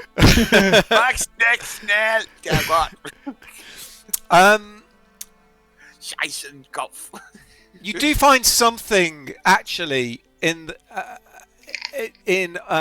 Archivist Renner's hand, which you hadn't noticed before. It's a torn ledger page. And looking at it, it seems to show a list of funds that are marked SQ Experiments. Okay, seize it and then leave and shut the door. I think we may have just been framed for the murder of this magister, because no one's going to believe us that ink just rose off the pages and killed him. What? As you leave the room, you see the figure of the Archmagister striding down the hallway. Despite being an old, portly man, he's striding with a very straight back, a strength of purpose. His strides are firm and unwavering. He's obviously still has, an inner strength as he charges down. Well, not charges, but marches down the corridor towards you. What's this I hear about another death? Sir, I'm afraid poor Renna was killed. So it was the ink. I've got a sample of it. I performed the detect magic ritual, but couldn't pick up anything, not even from the ink. But it left a message. The quill writes its master. I have no idea what that means. He reaches out towards you, Cal, mutters some words under his breath, closes his eyes, and briefly a globe surrounds you, all three of you.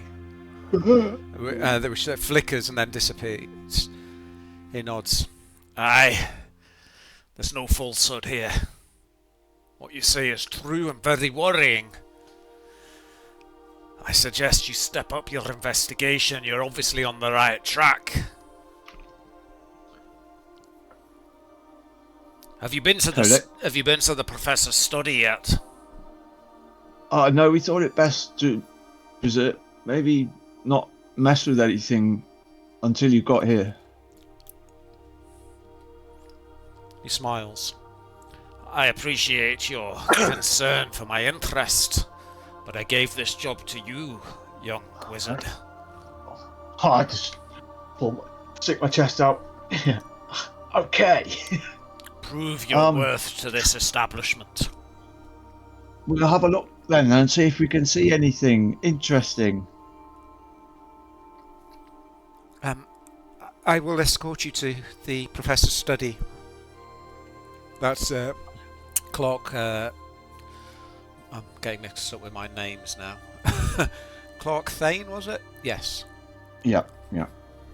Do you mind if we just have a look at round Renner's? Just give a quick. Did we really search it? I think we really had a look. Did we? Oh, because I was out of it for 10 minutes. Are you aware of what Codex found? I don't know. Did you share that with us, Codex? Yes. Ah, right. Oh, Magister, Archmagister, before you go. Aye. My friend found something. Renner was holding it. Codex, go on, show him. Hold it out. What's up, G? SQ experiments. SQ. What does it mean? Does SQ mean anything to you?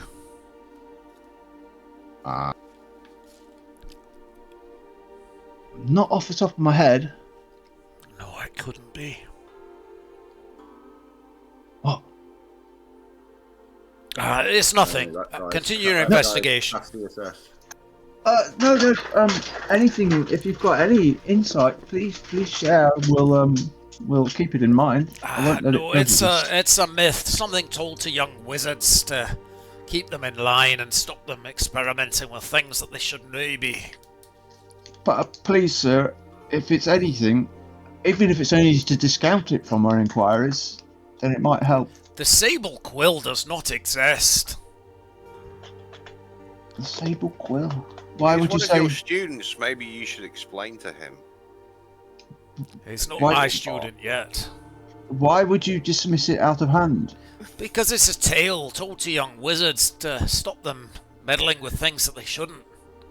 What about the Sable note? Quill will arrive and take their soul. My lord, the quill writes its master. Why would it kill this Meister? Was he? Hadn't done anything wrong. Professor Velis was researching soul transference via ink. It does kind of track. Nod, as if I know what's being said. I see. I mean, Cal, make an Arcana Not a check. clue. Yes, I shall. Go. Intriguing. I mean, there's the link isn't completely apparent to you, but the professor who was killed, Professor Velis, was researching soul transference via ink as a medium. Mm-hmm. You've just fought some ink that rose up and attacked you with seemed to have some kind of motivation and will. You know that from what Van Gogh has told you and from what Silaki Taurus told you, that souls, certainly elven souls at the very least, have been somehow stopped from transferring to the next step in their journey after death. There's a lot of stuff here. There's no clear link, but there's a lot of stuff about ink and there's a lot of stuff about souls going on. It can't all be coincidence, can it? I'll mention that to the Archmagister about the trouble with souls passing on, and somehow, if that's happening, then that might have interfered with whatever Professor You've Velis spoken was. to the Princess Aranel. That's our scout friend, isn't it? Yes, that's a formal title. Ah, yes. She and Van Gogh have an understanding, and yes, we spoke with her at Darwich. There's more to you three than meets the eye. I can see I chose wisely in asking you to investigate this. Wasn't it Sherlock Holmes that said? He said something. Well, yes, we spoke with her. But yes, maybe that's something to keep in mind. Maybe there is a link. See what you can find. Yes. Could you point us to Professor Velis's laboratory then? Aye, Unfortunately- Thane. You take them where they need to go. Yes, sir. Please follow me. Very good. Hello.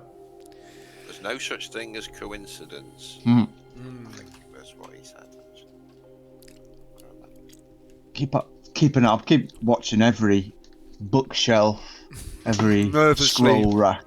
As you walk through the halls of the university, you in particular, Cal, are just very aware of the millions and millions of written words in ink that could leap out of the pages and attack you at any moment in these hallowed halls. Right. Yep. Okay. She leads you out of the administration area and into the professor's ward of the university.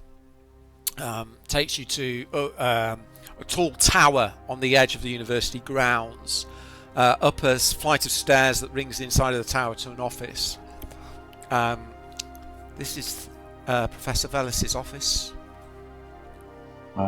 Has anybody else been in here, do you know? Only the archivist Renner and the students who found the body. Forgive me, Renner was going to tell us the names of the students, but I will have to find that out. I don't know myself. Oh yes, please. If you could, don't tell them they're in trouble. You don't want to. You can go in when you wish. The Archmaster has said you can explore where you wish. Thank you. Thank you very much, Bowser Clark. I take my quarterstaff and just try and prod the door open hesitantly. Okay. You open the door into a large circular study that seems to take up an entire floor of the tower. Candlelight flickers over spilled ink and parchment. The office reeks of iron and ozone. On the large desk in the centre of the study lies a single sheet of parchment, and even from the doorway you can see the writing on the paper moving of its own accord, forming letters that almost seem to whisper as if in pain. In pain?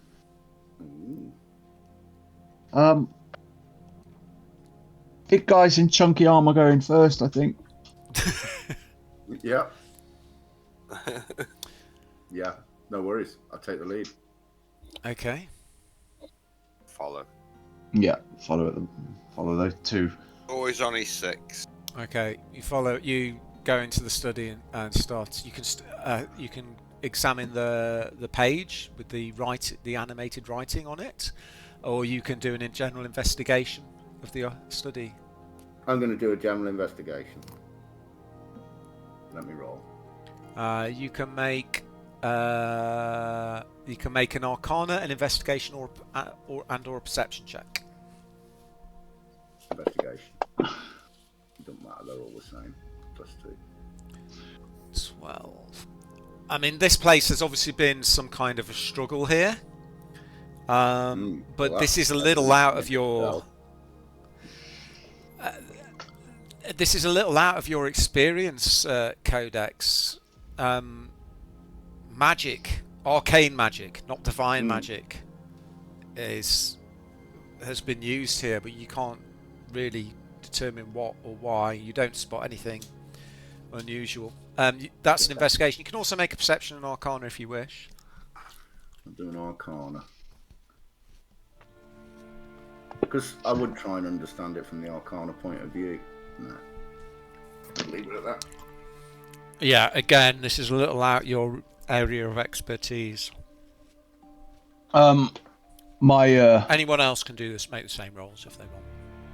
I think my my attention is immediately grabbed by the magic writing rather than the mundane task of examining for boring clues. So you look down at the paper, the words keep rewriting themselves. What languages do you speak, Cal? It's not in actions, it's not in skills, it's not in main, it's in abilities. Aquan, common sign language, Sylvan. Okay. The words keep rearranging themselves. From what you can tell, they keep changing into different languages as well. You certainly see some words in common, you see some words in Sylvan, and you see words in other languages that you don't understand. But I can I have celestial. I'll have a look over Yeah, my shoulder.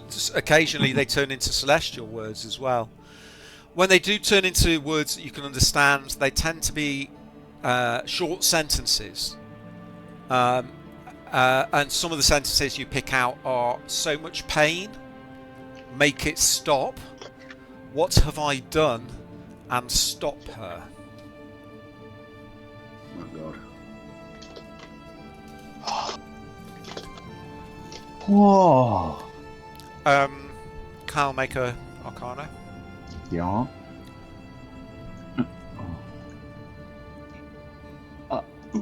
Missed.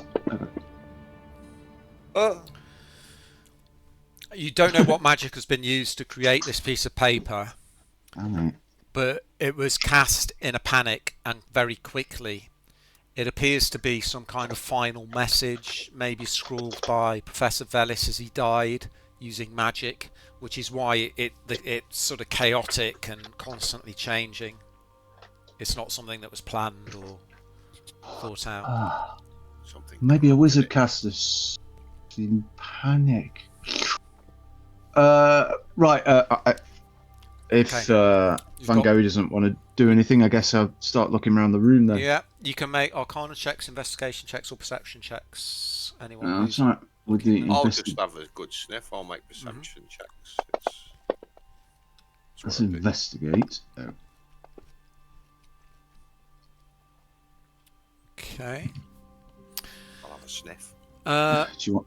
Van Gogh, you find an ink bottle,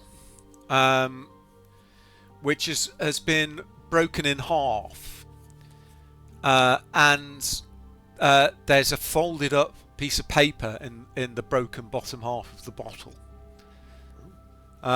You pull the letter out and have a look at it, and it appears to be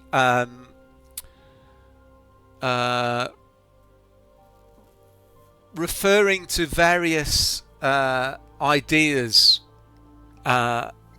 for garnering funds for something called Project Argamere.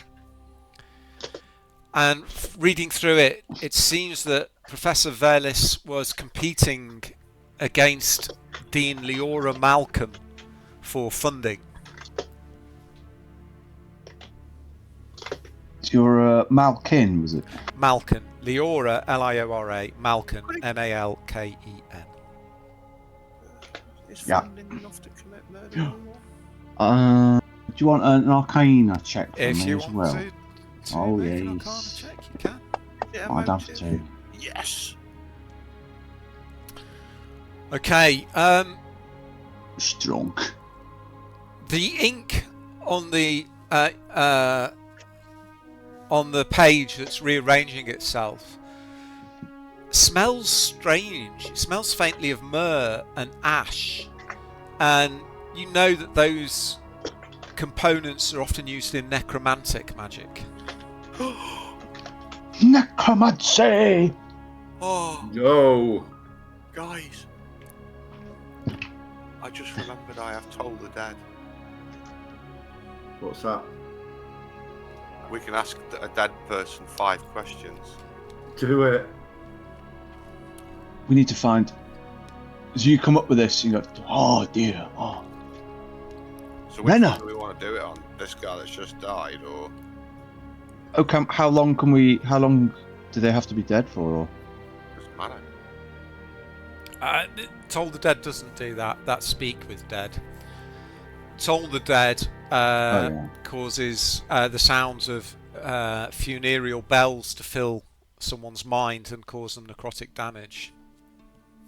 Probably best not doing that, eh? Wrong spell then. Oh, okay. Toll the Dead is a cantrip. Speak with Dead is not a cantrip. I don't know what level it is. Oh damn! I thought we had a cheat there. Right. You go up to a corpse and start making bells ring in its head. Nothing's happening.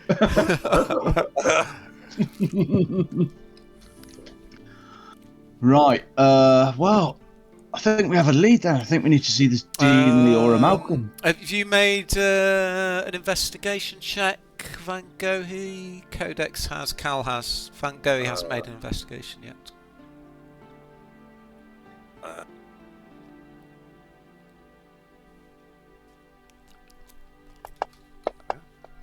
Maze.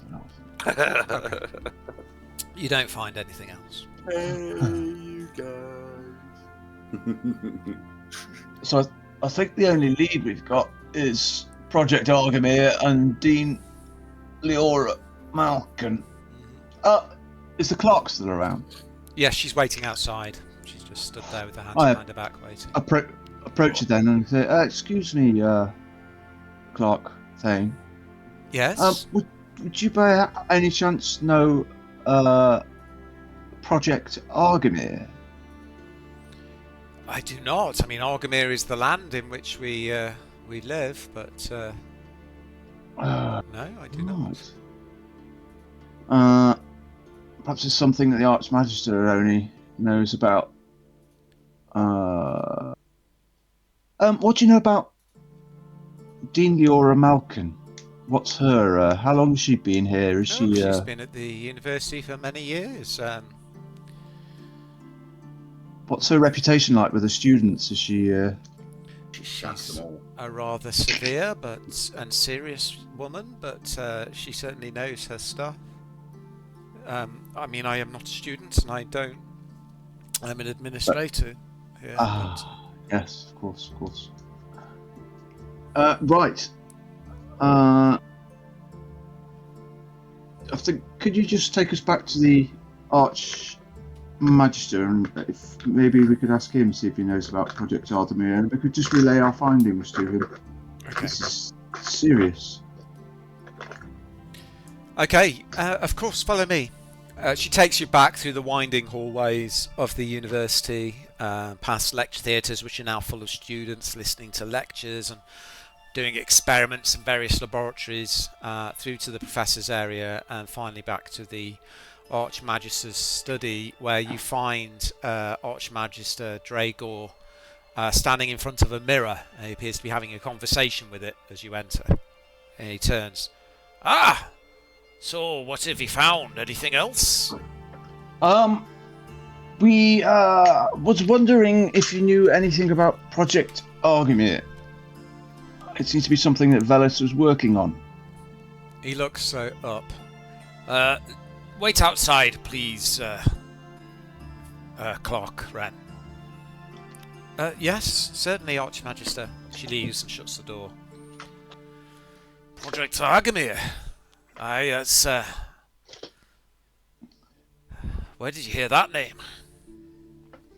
Well, my friend here, Point to Van Gogh, he found a note saying that Velis was trying to get money for it, but he was also competing with one Dean Leora Malkin.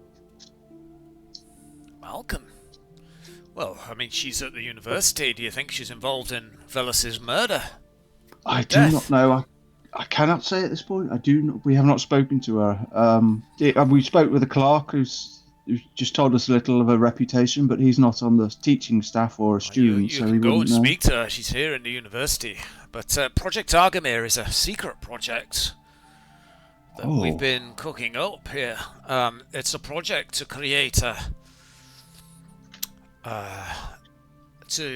create some kind of power source to give power to the city.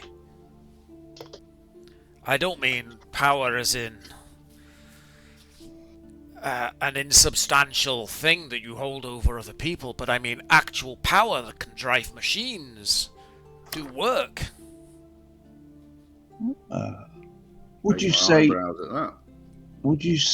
that this would be something that somebody would kill for, maybe? I mean, the idea of Project Argamir is to benefit the people of the city, to benefit the kingdom. In and of itself, I don't know, but it takes a lot of funding, and there are conflicting ideas on how to meet the demands of the project.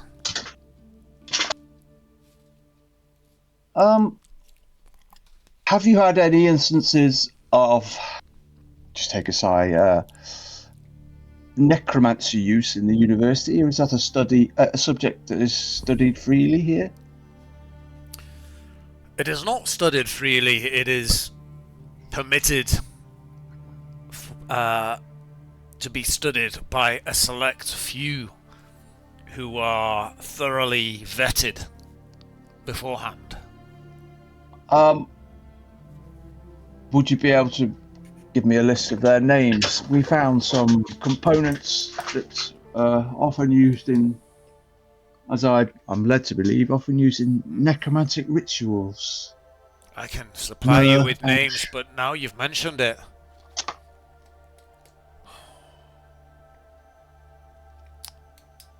Dean Leora was the professor of necromancy last semester.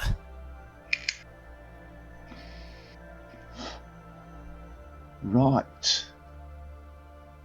Thank you. You seem to be making good progress. Keep it up. Very good. Where's Dean Leora Malkin reside? Where is she with the class or? Clark Thane can escort you to her chambers. Would you mind if we invoke your name to lend the investigation a bit more weight, or I wouldn't want to step on your... Of course. Very good. Very good. Thank you. Thank you, sir. And pumps his fist. Yeah. Okay. Clark Thane is waiting outside the office patiently. Oh yeah. Dean Leora Malcolm, please. We need to speak to her. Of course. Follow me. Guys.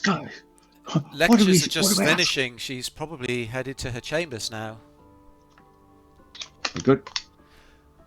She leads you off back into... you're in the professor's area of the university, so it only takes 5 minutes. She takes you to another circular tower, which... there's a brass plaque on the wall outside. Dean Leora Malcolm, Professor of Necromancy. We are here. Right, before we go in then, guys, what do you reckon we should ask her? I don't want to mess it up.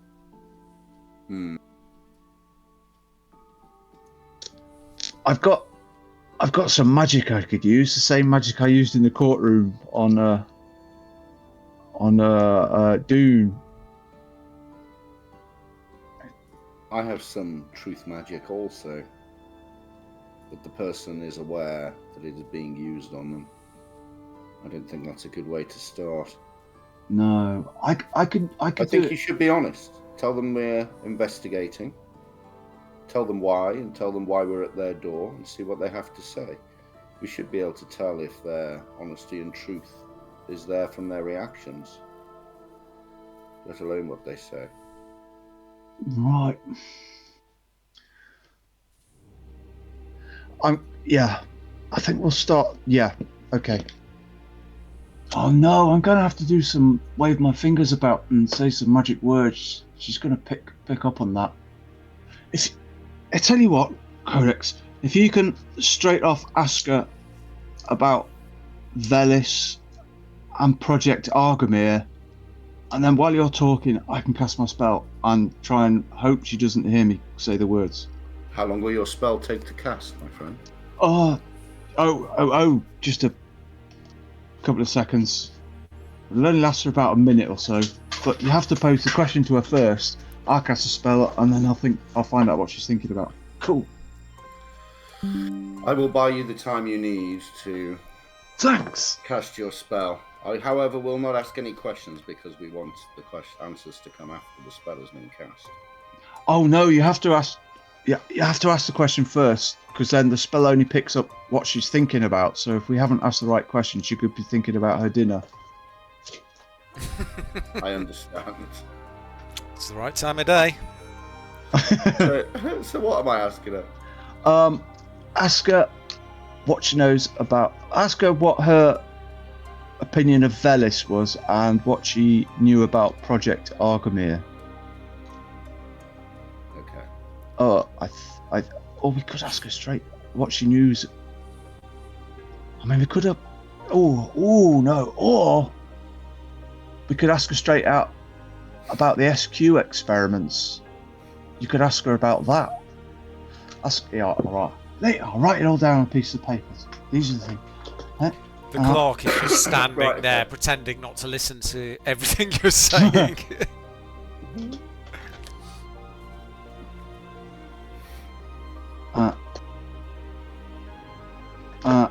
Yeah, right. I shall do as you wish. Okay. I've got the list of questions. There.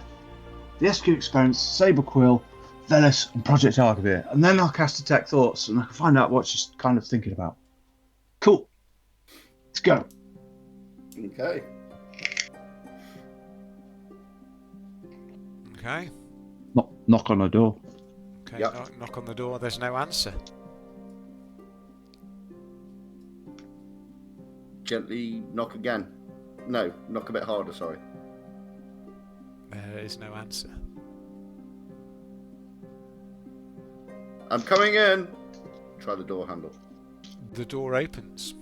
It leads into a big circular chamber. There's a simple cot at the far end. The blankets are unmade. There's a desk with various papers on. A bookshelf, some packs, I'm just checking there's no glyphs on the floor or anything that I'm going to start. Not that you can see. Okay. It seems like she is not there. Clark, would you know where else she'd be after class? I do not, I'm afraid. Do you have a refectory, like a dining hall or for the professors or something? We do. Yes, but it's not quite time, but we can go and look if you wish. I just take a quick walk around the room just to check there's not a body down the other side of a bed or something. Okay, Van Gogh, what are you doing?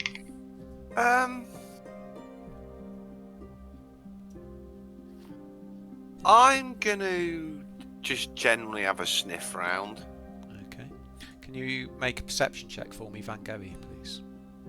Yeah, I'm just gonna use my senses that I'm strongest at and keep doing it as okay. my contribution. Can you make a perception check, please?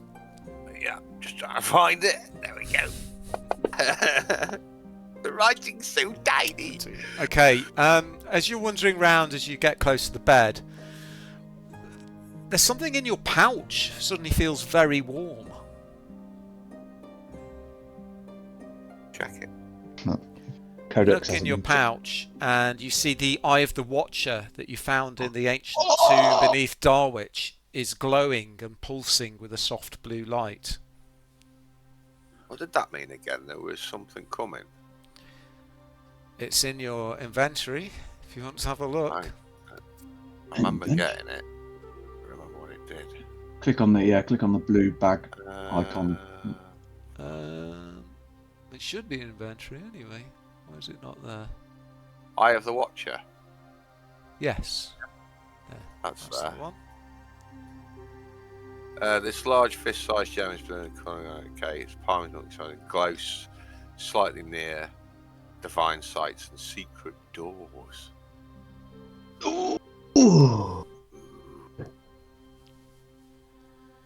I'll look for a secret door. Okay. Anyone can look once you point this out to them. Yeah. If everyone can make perception, please. Let's make that perception roll. Have a good scan round, baby. Oh, not very good. Ooh. Get advantage. Yeah, Cal and Van Gogh, now you know what you're looking for. The Eye of the Watcher, as you bring it towards the head of the bed, begins to glow even brighter. And at the back of the bed head, there's a switch built into one of the legs of the bed.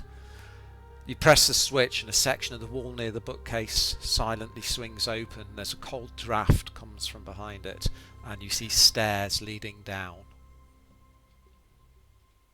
How good is this gem?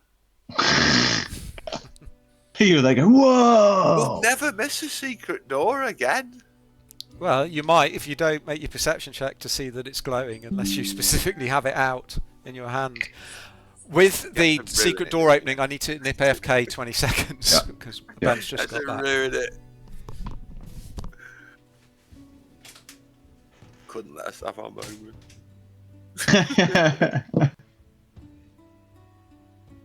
Oh, it's Ben come back, is it? I think so.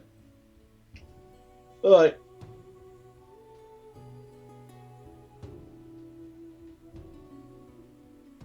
Oh.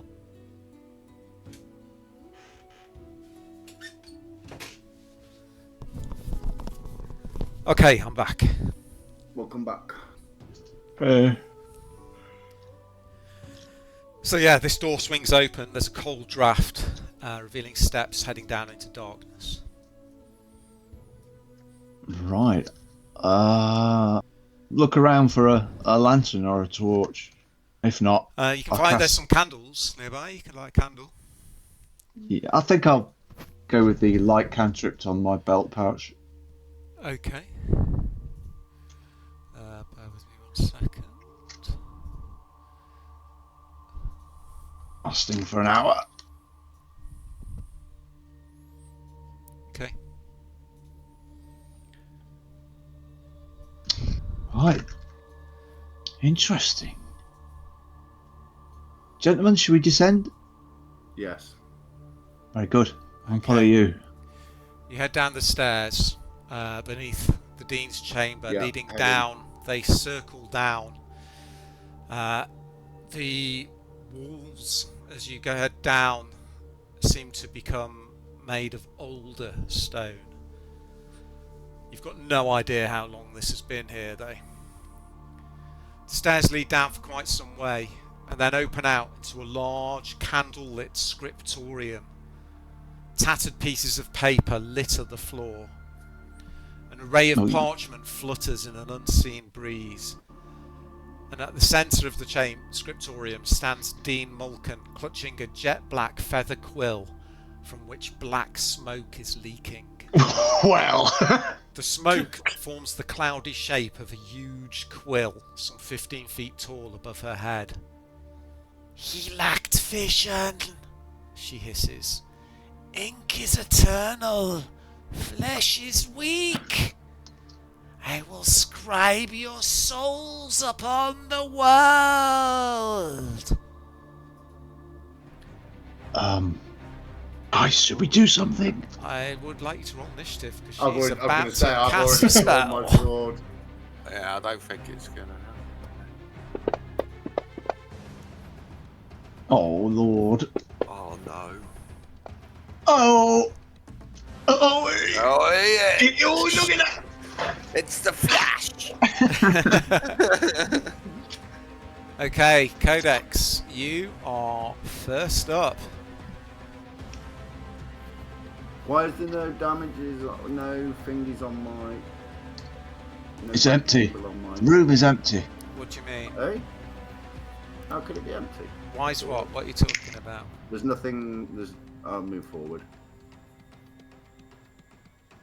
We see no one in the room.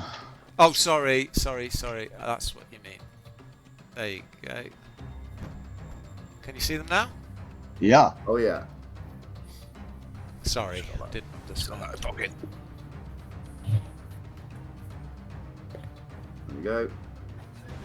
She's too hot for us to kill. Hang on 1 She's second. going to distract you with her boobies. Sorry.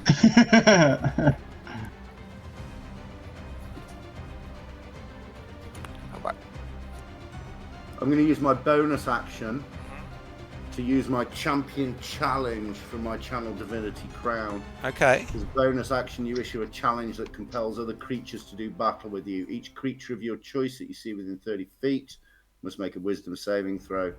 And on a failed save, they can't willingly move more than 30 feet away from you. This effect ends on the creature if you're incapacitated or die, and that's it. Okay. To do battle with me. Right, I'm going to cast it on her. Let's have a look in my actions. I'm sure I've got something to click on here. It's just my channel divinity. It is channel divinity. No, I've just got a little box to click. Okay. There we go. So so I issue this challenge. I draw my sword and hold it aloft. Okay. So what Born save? of darkness, I am the light that is here to banish you. Okay. So what save is she making? A wisdom. A wisdom. Okay. Let me just have a look.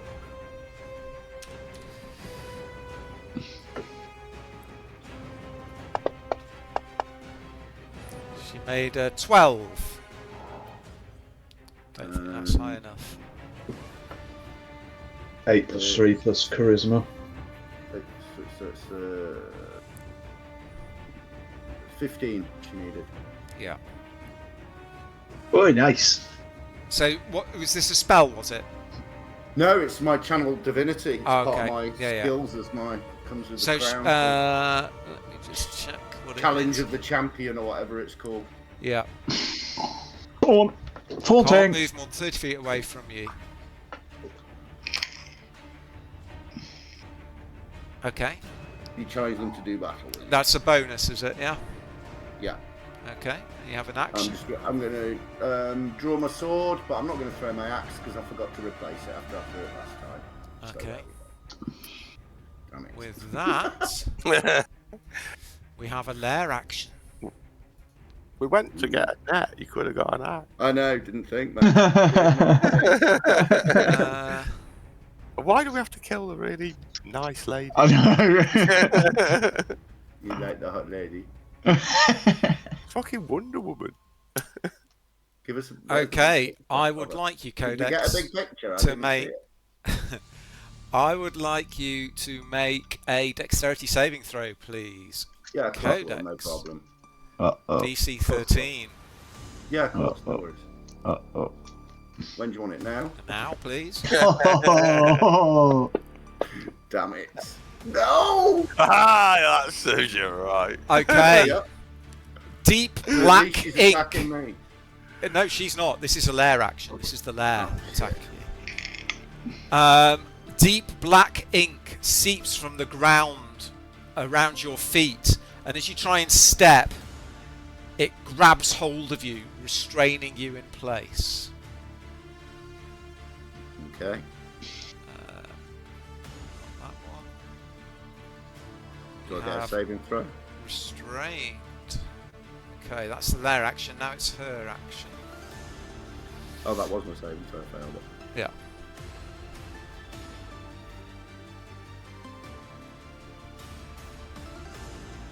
Nice. 6. No more fireballs, Right. please. No, she's not doing fireball. Don't worry.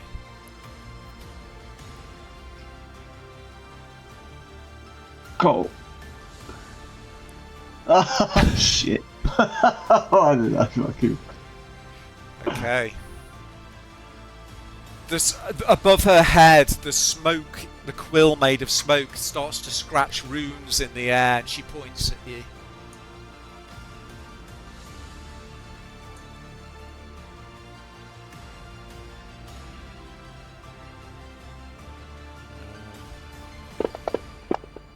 I want.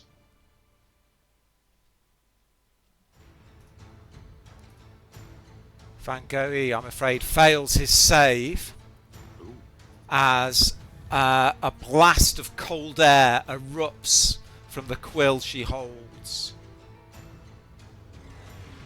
Oh,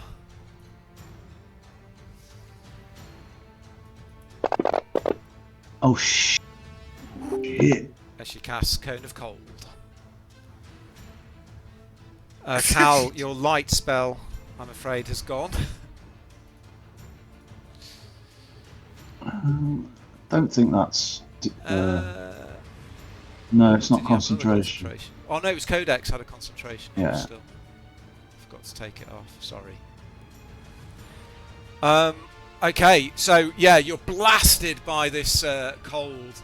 Van Gogh, you're almost frozen. There's icicles hanging off you as you stare back at her. Okay. She tilts her head back and laughs maniacally. Van Gogh, you are up. Let me. Oh my god, we're nearly dead. I'm gonna drink a potion. Van Gogh? Yeah, Oh, I'm gonna drink a potion. I muted my sound for some reason. Okay. I've got a potion of healing. Yeah. I thought I had a greater one, but no. You used I'll that drink last that. time. I'll drink that. You drink the potion of healing. Okay, so that's 2d4 plus 2.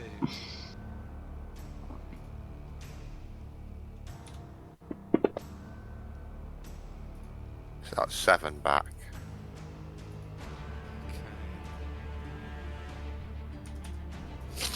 Yeah. Okay, that's a bonus Okay. action. And then my main action, I'm gonna cast.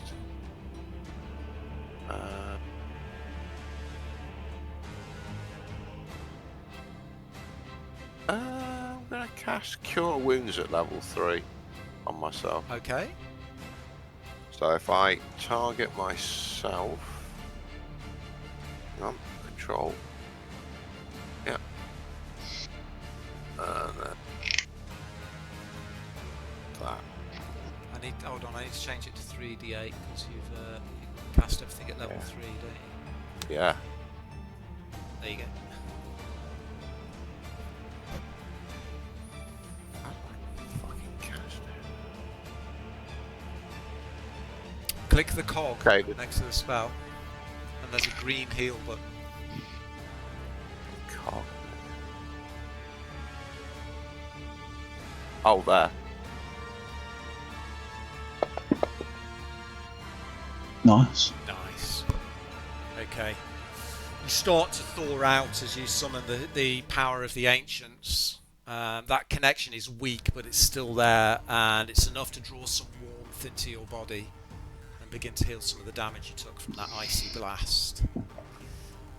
You can move still, I think. Ooh. Right, I'll Dex. shatter the ice off and growl. Fucking just gonna get up there. I'm going wide. Okay. Uh-oh. Okay. Ah. I think that's you done, isn't it, Van Gogh? Yeah. Cal, you're up. You're Okay. stiff, you've got ice reamed around your face, you force your eyes open where they were frozen together by the cone of cold. Right, I'm going to cast, is what I'm going to do, a spell upon the evil lady. Yeah. Hopefully, I'm going to straight away use Portent. So whatever her... Save is, yeah. Yeah, she's going to be rolling a base 9. I'm using the 9 Okay, from the Portent. So I'm casting slow on her. Oh, okay. Which interferes with casting. So yes, that's what I'm doing. Okay, what save does she make with that? Well, she's going to roll a 9. Yeah, It's but she gets a bonus. wisdom. Wisdom says +1, so that's a 10. So, oh yeah, so I need to put the cog thing on. Right, effects.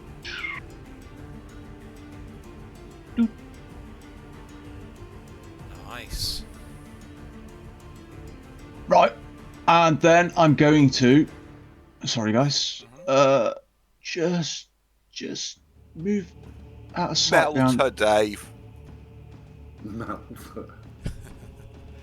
These bookshelves are quite high up there, so if I move there, she won't be able to see me. Where, sorry? Sorry, there. Well, is there a wall in the way? If you can see, and she can see you. If there is. These does the Yeah, she can see you. There would be a line of sight would be blocked on the map. Oh yeah. You can still move there if you want. If I move there, then the bookcase is up. She can still see you, yeah. Oh right. Oh, I see. I thought these bookcases are quite high. They would block your line of sight on the map. If they... Okay. Right. Okay, so she can't use Yeah. reactions. Yeah. She can use an action or a bonus, not both. And if she's going to cast a spell, she has to roll and see if it. Yeah. See if it. Yeah. It's all the last good stuff's all on the last. Nice. Okay. It's going to spread Okay, out. her movements start to slow down as this magic seeps in around her. Are you done, Cal? Yeah, I'm done. Oh no, my bonus action. I'm quaffing a potion of healing. Okay. Yes, you can do that. Make sure you tick it off your inventory. That's 1. On target her because I don't really want to heal her. Target myself. Actions. I do believe you have put potions of healing on the actions somewhere. There it is.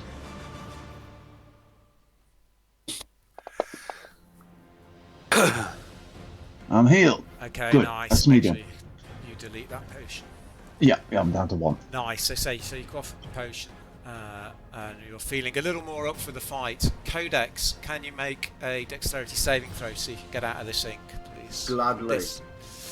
I'm using. Oh shit! I don't know why it did too. I'm using. Because you have disadvantage because you're restrained. Okay. I wanted to use my portent on Codex. Is what I was trying to say before you roll. Okay. Well, he's made his save anyway, so he's no longer restrained. Okay. So I cross off that 18. I don't know. It's up to you. No, you can leave it. No. Okay.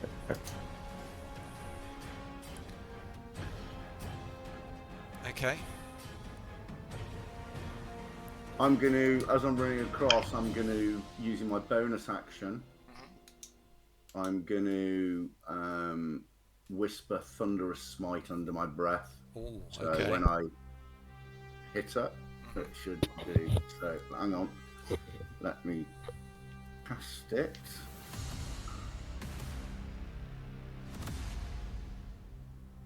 There we go. Yeah. Right, now I've got to add the... You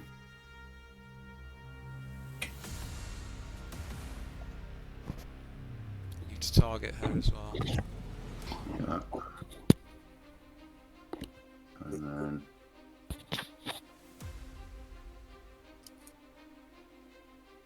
I've used my portent for this. It's not on me. How do I? You didn't put it on. You didn't have yourself targeted, so you need to. How do I want to? You can just drag the effect onto yourself in the combat tracker, or I can do it for you if you wish.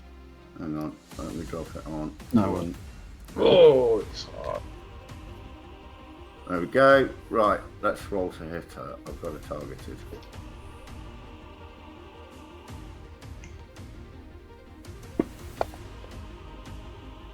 That was nearly a 1, but It was nearly a 1.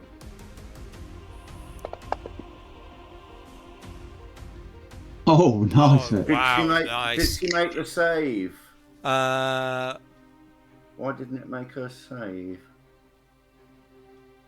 It just rolled the damage. It did. Didn't make her save, did it? What does she say for to be knocked back? Is it? It is. Yeah. Hang on. Strength saving throw. Strength DC 15. Yeah.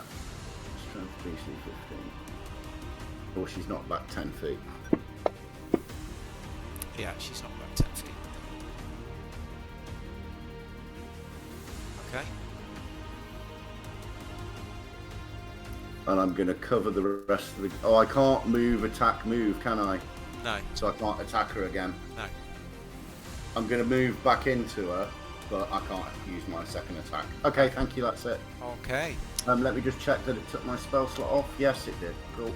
Okay, there is now another lair action. She can't use the same action 2 turns in a row. So the lair action is going to be... The lantern cracked. A nearby mana lamp cracks and explodes next to you, Cal, showering you with glass and energy. I would like you to make a DC 13 dexterity saving throw, please. Do I want to use the portent on this? I don't know how much damage it does. What's my dex? Oh.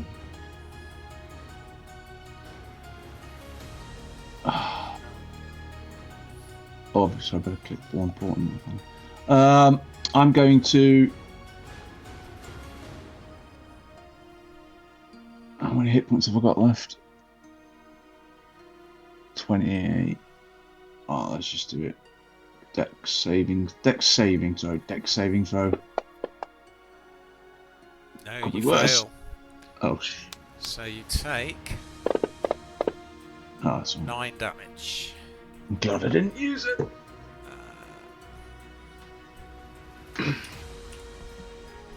So this lantern actually suddenly explodes. You're showered with glass and electricity arcs out through your body as it grounds itself. Now it's her turn.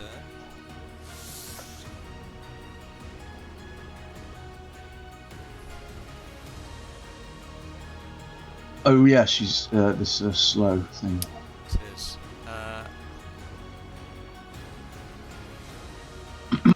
She is then going to, as a bonus action, use her Sable Quill ability.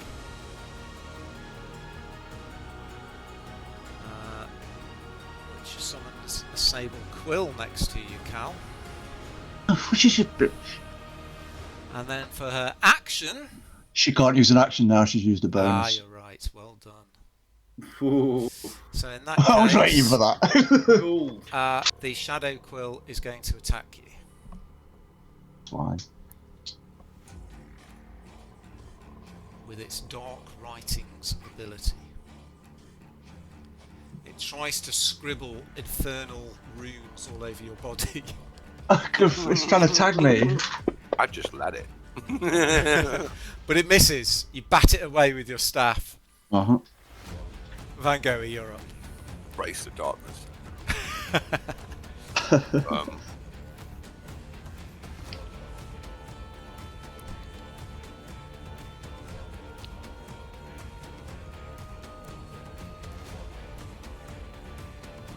Hello, pretty. You're targeting yourself as well, by the way. Oh God. We don't want to. Won't want to do that. It's alright, you probably miss anyway. Oh, look at Oh! Oh, yes, you got him up. Now, hold on. We're slow. She can't use reactions, can she? No, no. Can't use reactions. So she can't cast shield. Okay, it hits. That shield would have stopped the attack hitting. Okay, wow. Nice. Okay, yeah, you start ripping into her with your claws. Ah! I will write your death in ink! Now I'm going to bite her. Okay. I need the hit. Oh, yeah. She can't use a reaction, so she can't... Bloody hell. That would have deflected the She got attack -2 on again. armor class as well.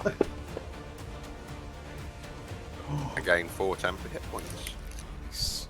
Okay, yeah, you crunch into her, the hand that's holding the quill. Okay, nice. Anything else, Van Gogh? No. Cal, you're up. At second level, magic missile to the face. Nice. 120 feet. It does 3, because it's second, it does 4. Yeah. So, just straight damage, where we are. 1, 2, 3, 4. Ha! Wow, okay, she's looking pretty rough now as the arcane bolts slam into her from all sides, arcing between Codex Arian's legs and up into her chest. And I think as a bonus action, I'm going to take my last potion of healing. Okay. So, delete the item. Yeah, because it's the last one. Actions. Fuck you again. Don't target her. Target me. And where are you? At the top. No, you're at the bottom. Oh, hang on. I think I... Chariot. Where did you go? Potion of healing. Where did it go? Well, you used one last turn. Did you have any left? Yeah, I had 2. You didn't delete them, did you? Oh, yeah, I deleted it before I used it. Is it 2d4 something? 2d4 plus 4, I think. Sorry. 7, 11 back. I deleted it from my part. I deleted it from my thing. Okay. Codex, you're up. Do it. Whoa, hang on. Can you hear me? I can? Yeah. Why have I got a spinny blue circle on Fantasy Grounds? Don't know. Not responding. Don't know, maybe you're about to drop out. Maybe. I'm just Someone going, wait, I can't do anything. I've got a, it's kind of like a greyed out screen and spinny blue circle. Cool. Not cool. Whoa, not yet. Wait. Someone was dropping in and out of Discord, wasn't it? That was me. Yeah.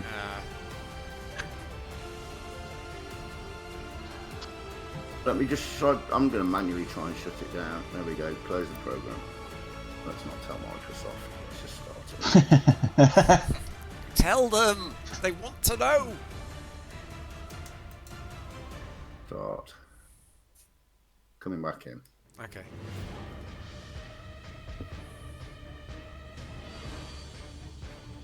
Oh, authorization failed.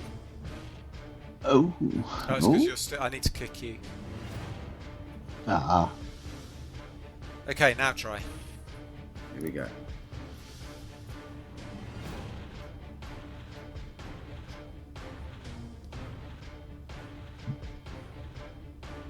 Yep, it's loading the file list.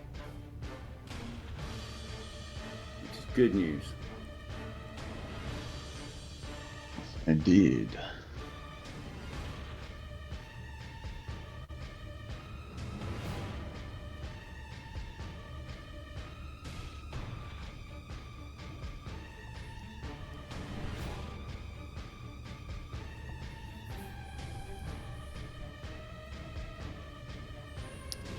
Okay.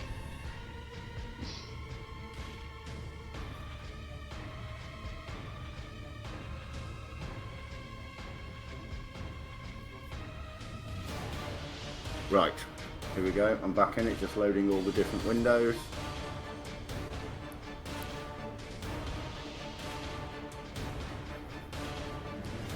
Okay, you're up, Blank Codex. I've got the warehouse office as the map. What, can you share the map again, please?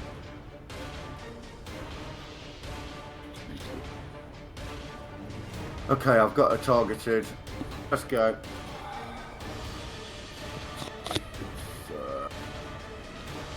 Boom. Back with an attack. Godspeed to you, sir. Oh, okay, do you want to describe what happens, Codex? As you Codex strike her down? flicks her with a backhand across the side of her face, and as her head flips back, he flips his blade round and just plunges it into her neck. Okay. She sinks to the ground, gargling on the blood. Aha! You could have had a place by my side in the Ink Eternal! Okay. The fight isn't quite over yet, though.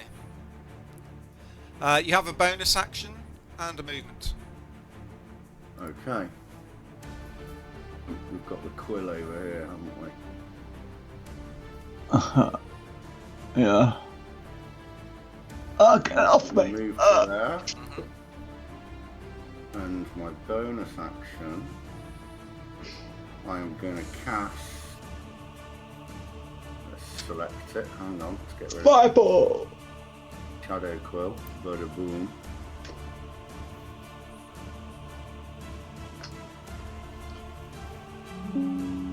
What are you casting? Compelled Jewel.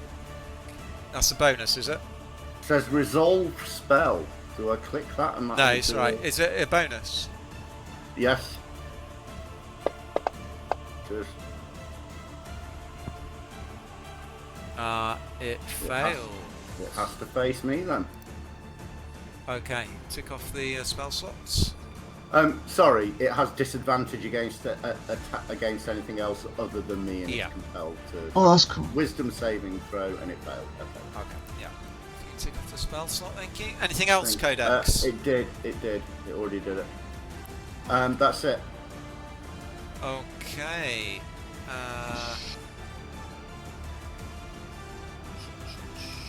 The black quill made of smoke that towers above the centre of the scriptorium begins to rotate. Oh, Evil shall be drawn to the light. And Command it another to- lamp cracks and explodes next to you, Codex. Can Yes. you make a dexterity saving throw, please? DC Yes. 13.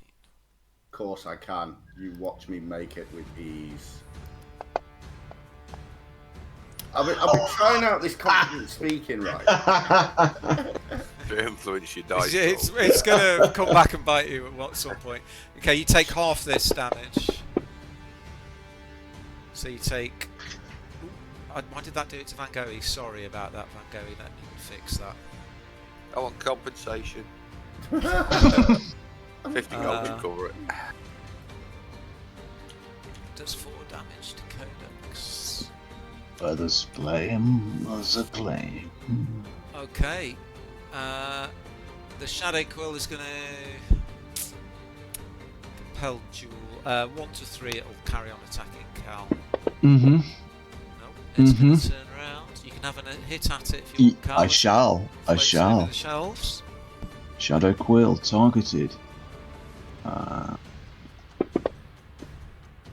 Shadow Quill missed. Okay, it's going to target Codex. Sorry.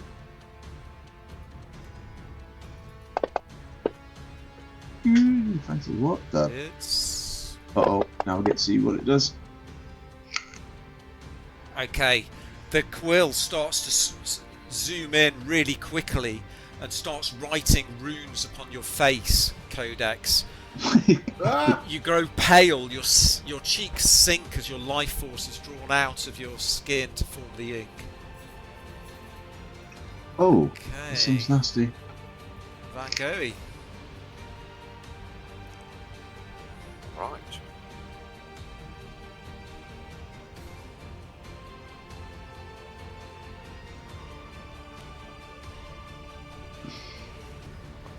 All I can do. Okay. I think necrotic damage will work on it, will it? Fine. You know, if you try. It has to be alive, doesn't it? Depends what you're planning on doing. Gonna ring its bell. You can ring Ring my bell. It needs to be a creature. Into my life. Nothing. I can't do anything. Okay. Cal. Oh, can I? Sorry. Can you use your bonus action to move another 30 feet? Sprint. No, it's an action. It's the dash action. Scratch my Unfortunately, I will. I'll do it at third. Magic missile at third. Okay. That's. Oh, that's so. That's 3. That's 5. Crackle. 1, 2, 3, 4, 5. Oh, this Okay. thing's hot. It is quite hard, this thing, yeah. It's quite small, it's hard for the missiles, they have to swirl around it before finally slamming into it. It tries to draw shields in the air around itself, but they smash through into it. take that, magical creature. I'm gonna move. Mind you.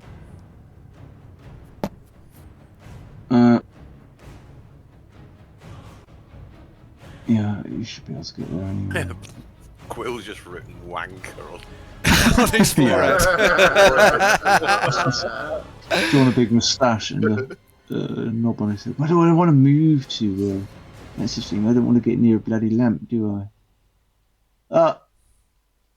I'm just gonna stay there. That's it. Okay. I haven't got any bonuses.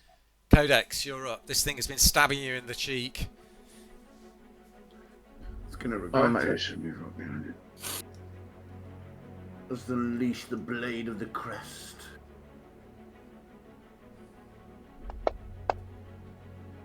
In a very ineffectual way. It's just getting your eye in. Oh my goodness! Okay, you're just swiping at it. It's just dancing around your blade. You have bonus action. Frustrating. Crom. No, nothing else. Okay, then in that case we'll have a lair action.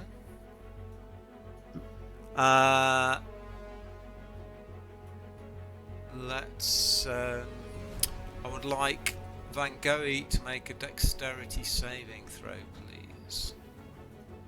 Right. DC 13. I'm going to use Portent on this at 18. Okay, so you make it. So black ink begins to seep from the ground again, tries to wrap itself around your feet, but you nimbly sidestep it. Okay, the Shadow Quill is going to attack Codex. Yeah, let's bring it on. Like that. It's a critical. Oh my. Okay, again, it's darting in and out, it's writing runes upon any bare inch of skin that is sucking your life energy out. Okay, Van Gogh.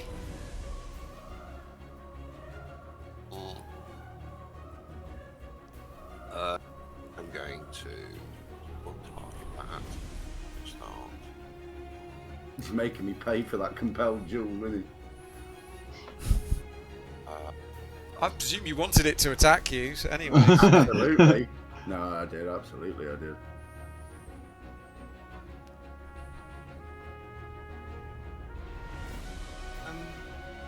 I'll have to go and finish your healing. Do you know what? I'm gonna move to here. And I'm gonna heal Codex. I don't have any spells left, so I'm gonna use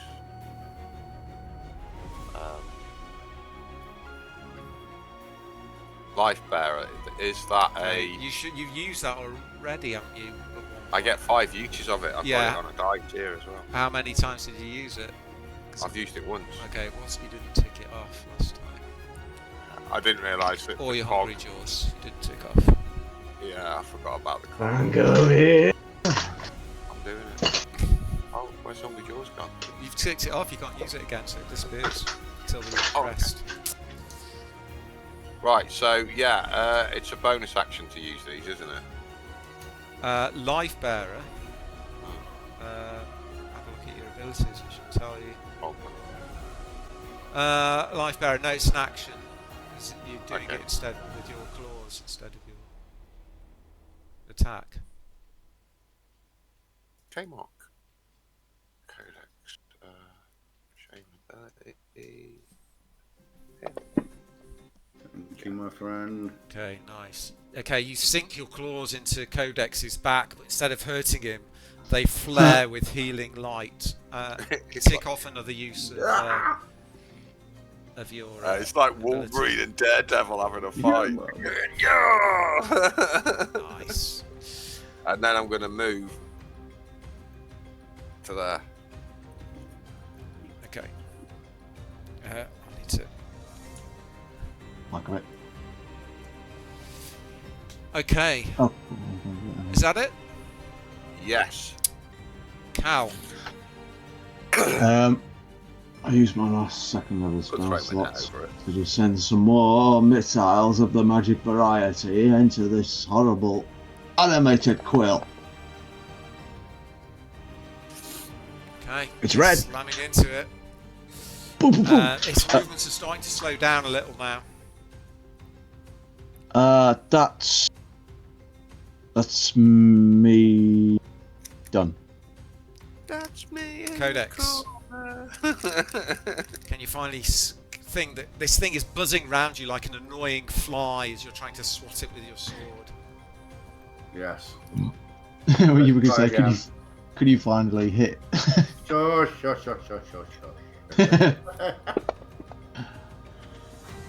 Yes. You can. Taking advantage. No. Okay. Oh! No. 1/6 of the damage.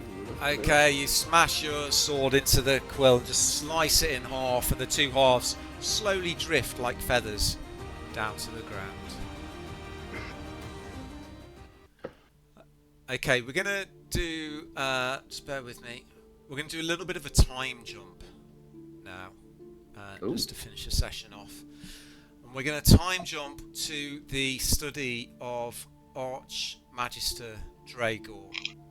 You're sat in front of him, and cups of steaming tea in front of you as he talks to you. The university is in your debt, all of you. Cal, my suspicions were well placed. You've done very well, and I would like to offer you a permanent student position here at the university. And I present you with these students' robes. And he passes you some pale blue robes that denote your station as a student of the university. They're not magical. You don't have to wear them, but when you're around the university, they denote you as a student. Thank you.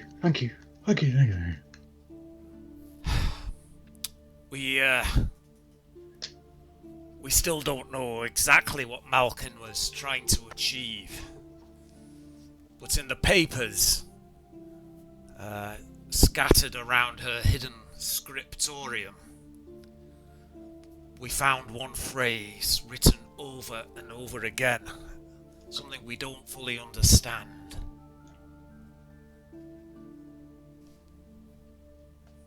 It was the phrase, Whisper Engine. Whisper Engine? Aye.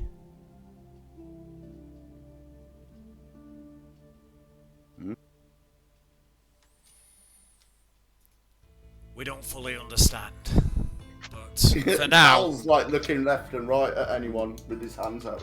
What? Whisper Engine? Indeed. But I'll give you one more thing, young wizard, as a thank you. And your first assignment as a student. Drop this in your inventory. Homework? I did all And this he and got passes homework. you the Sable Quill that Leora Malkin was using. It's in your inventory. Take this. Research it. Find out what this Whisper Engine is. He passes you the Sable Quill. The Sable Quill allows you to scribe one spell instantly without cost once per day. Oh, good, because I got a whole crap load of spells in Virgin Spellbook.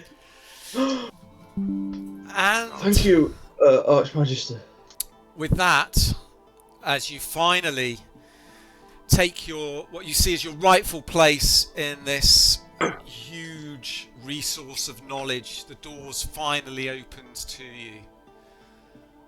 The first part of your journey through the University of Eyeport has been taken, Cal, but the rest of your journey is going to be much darker as you investigate Cassius. But we'll leave that for next session.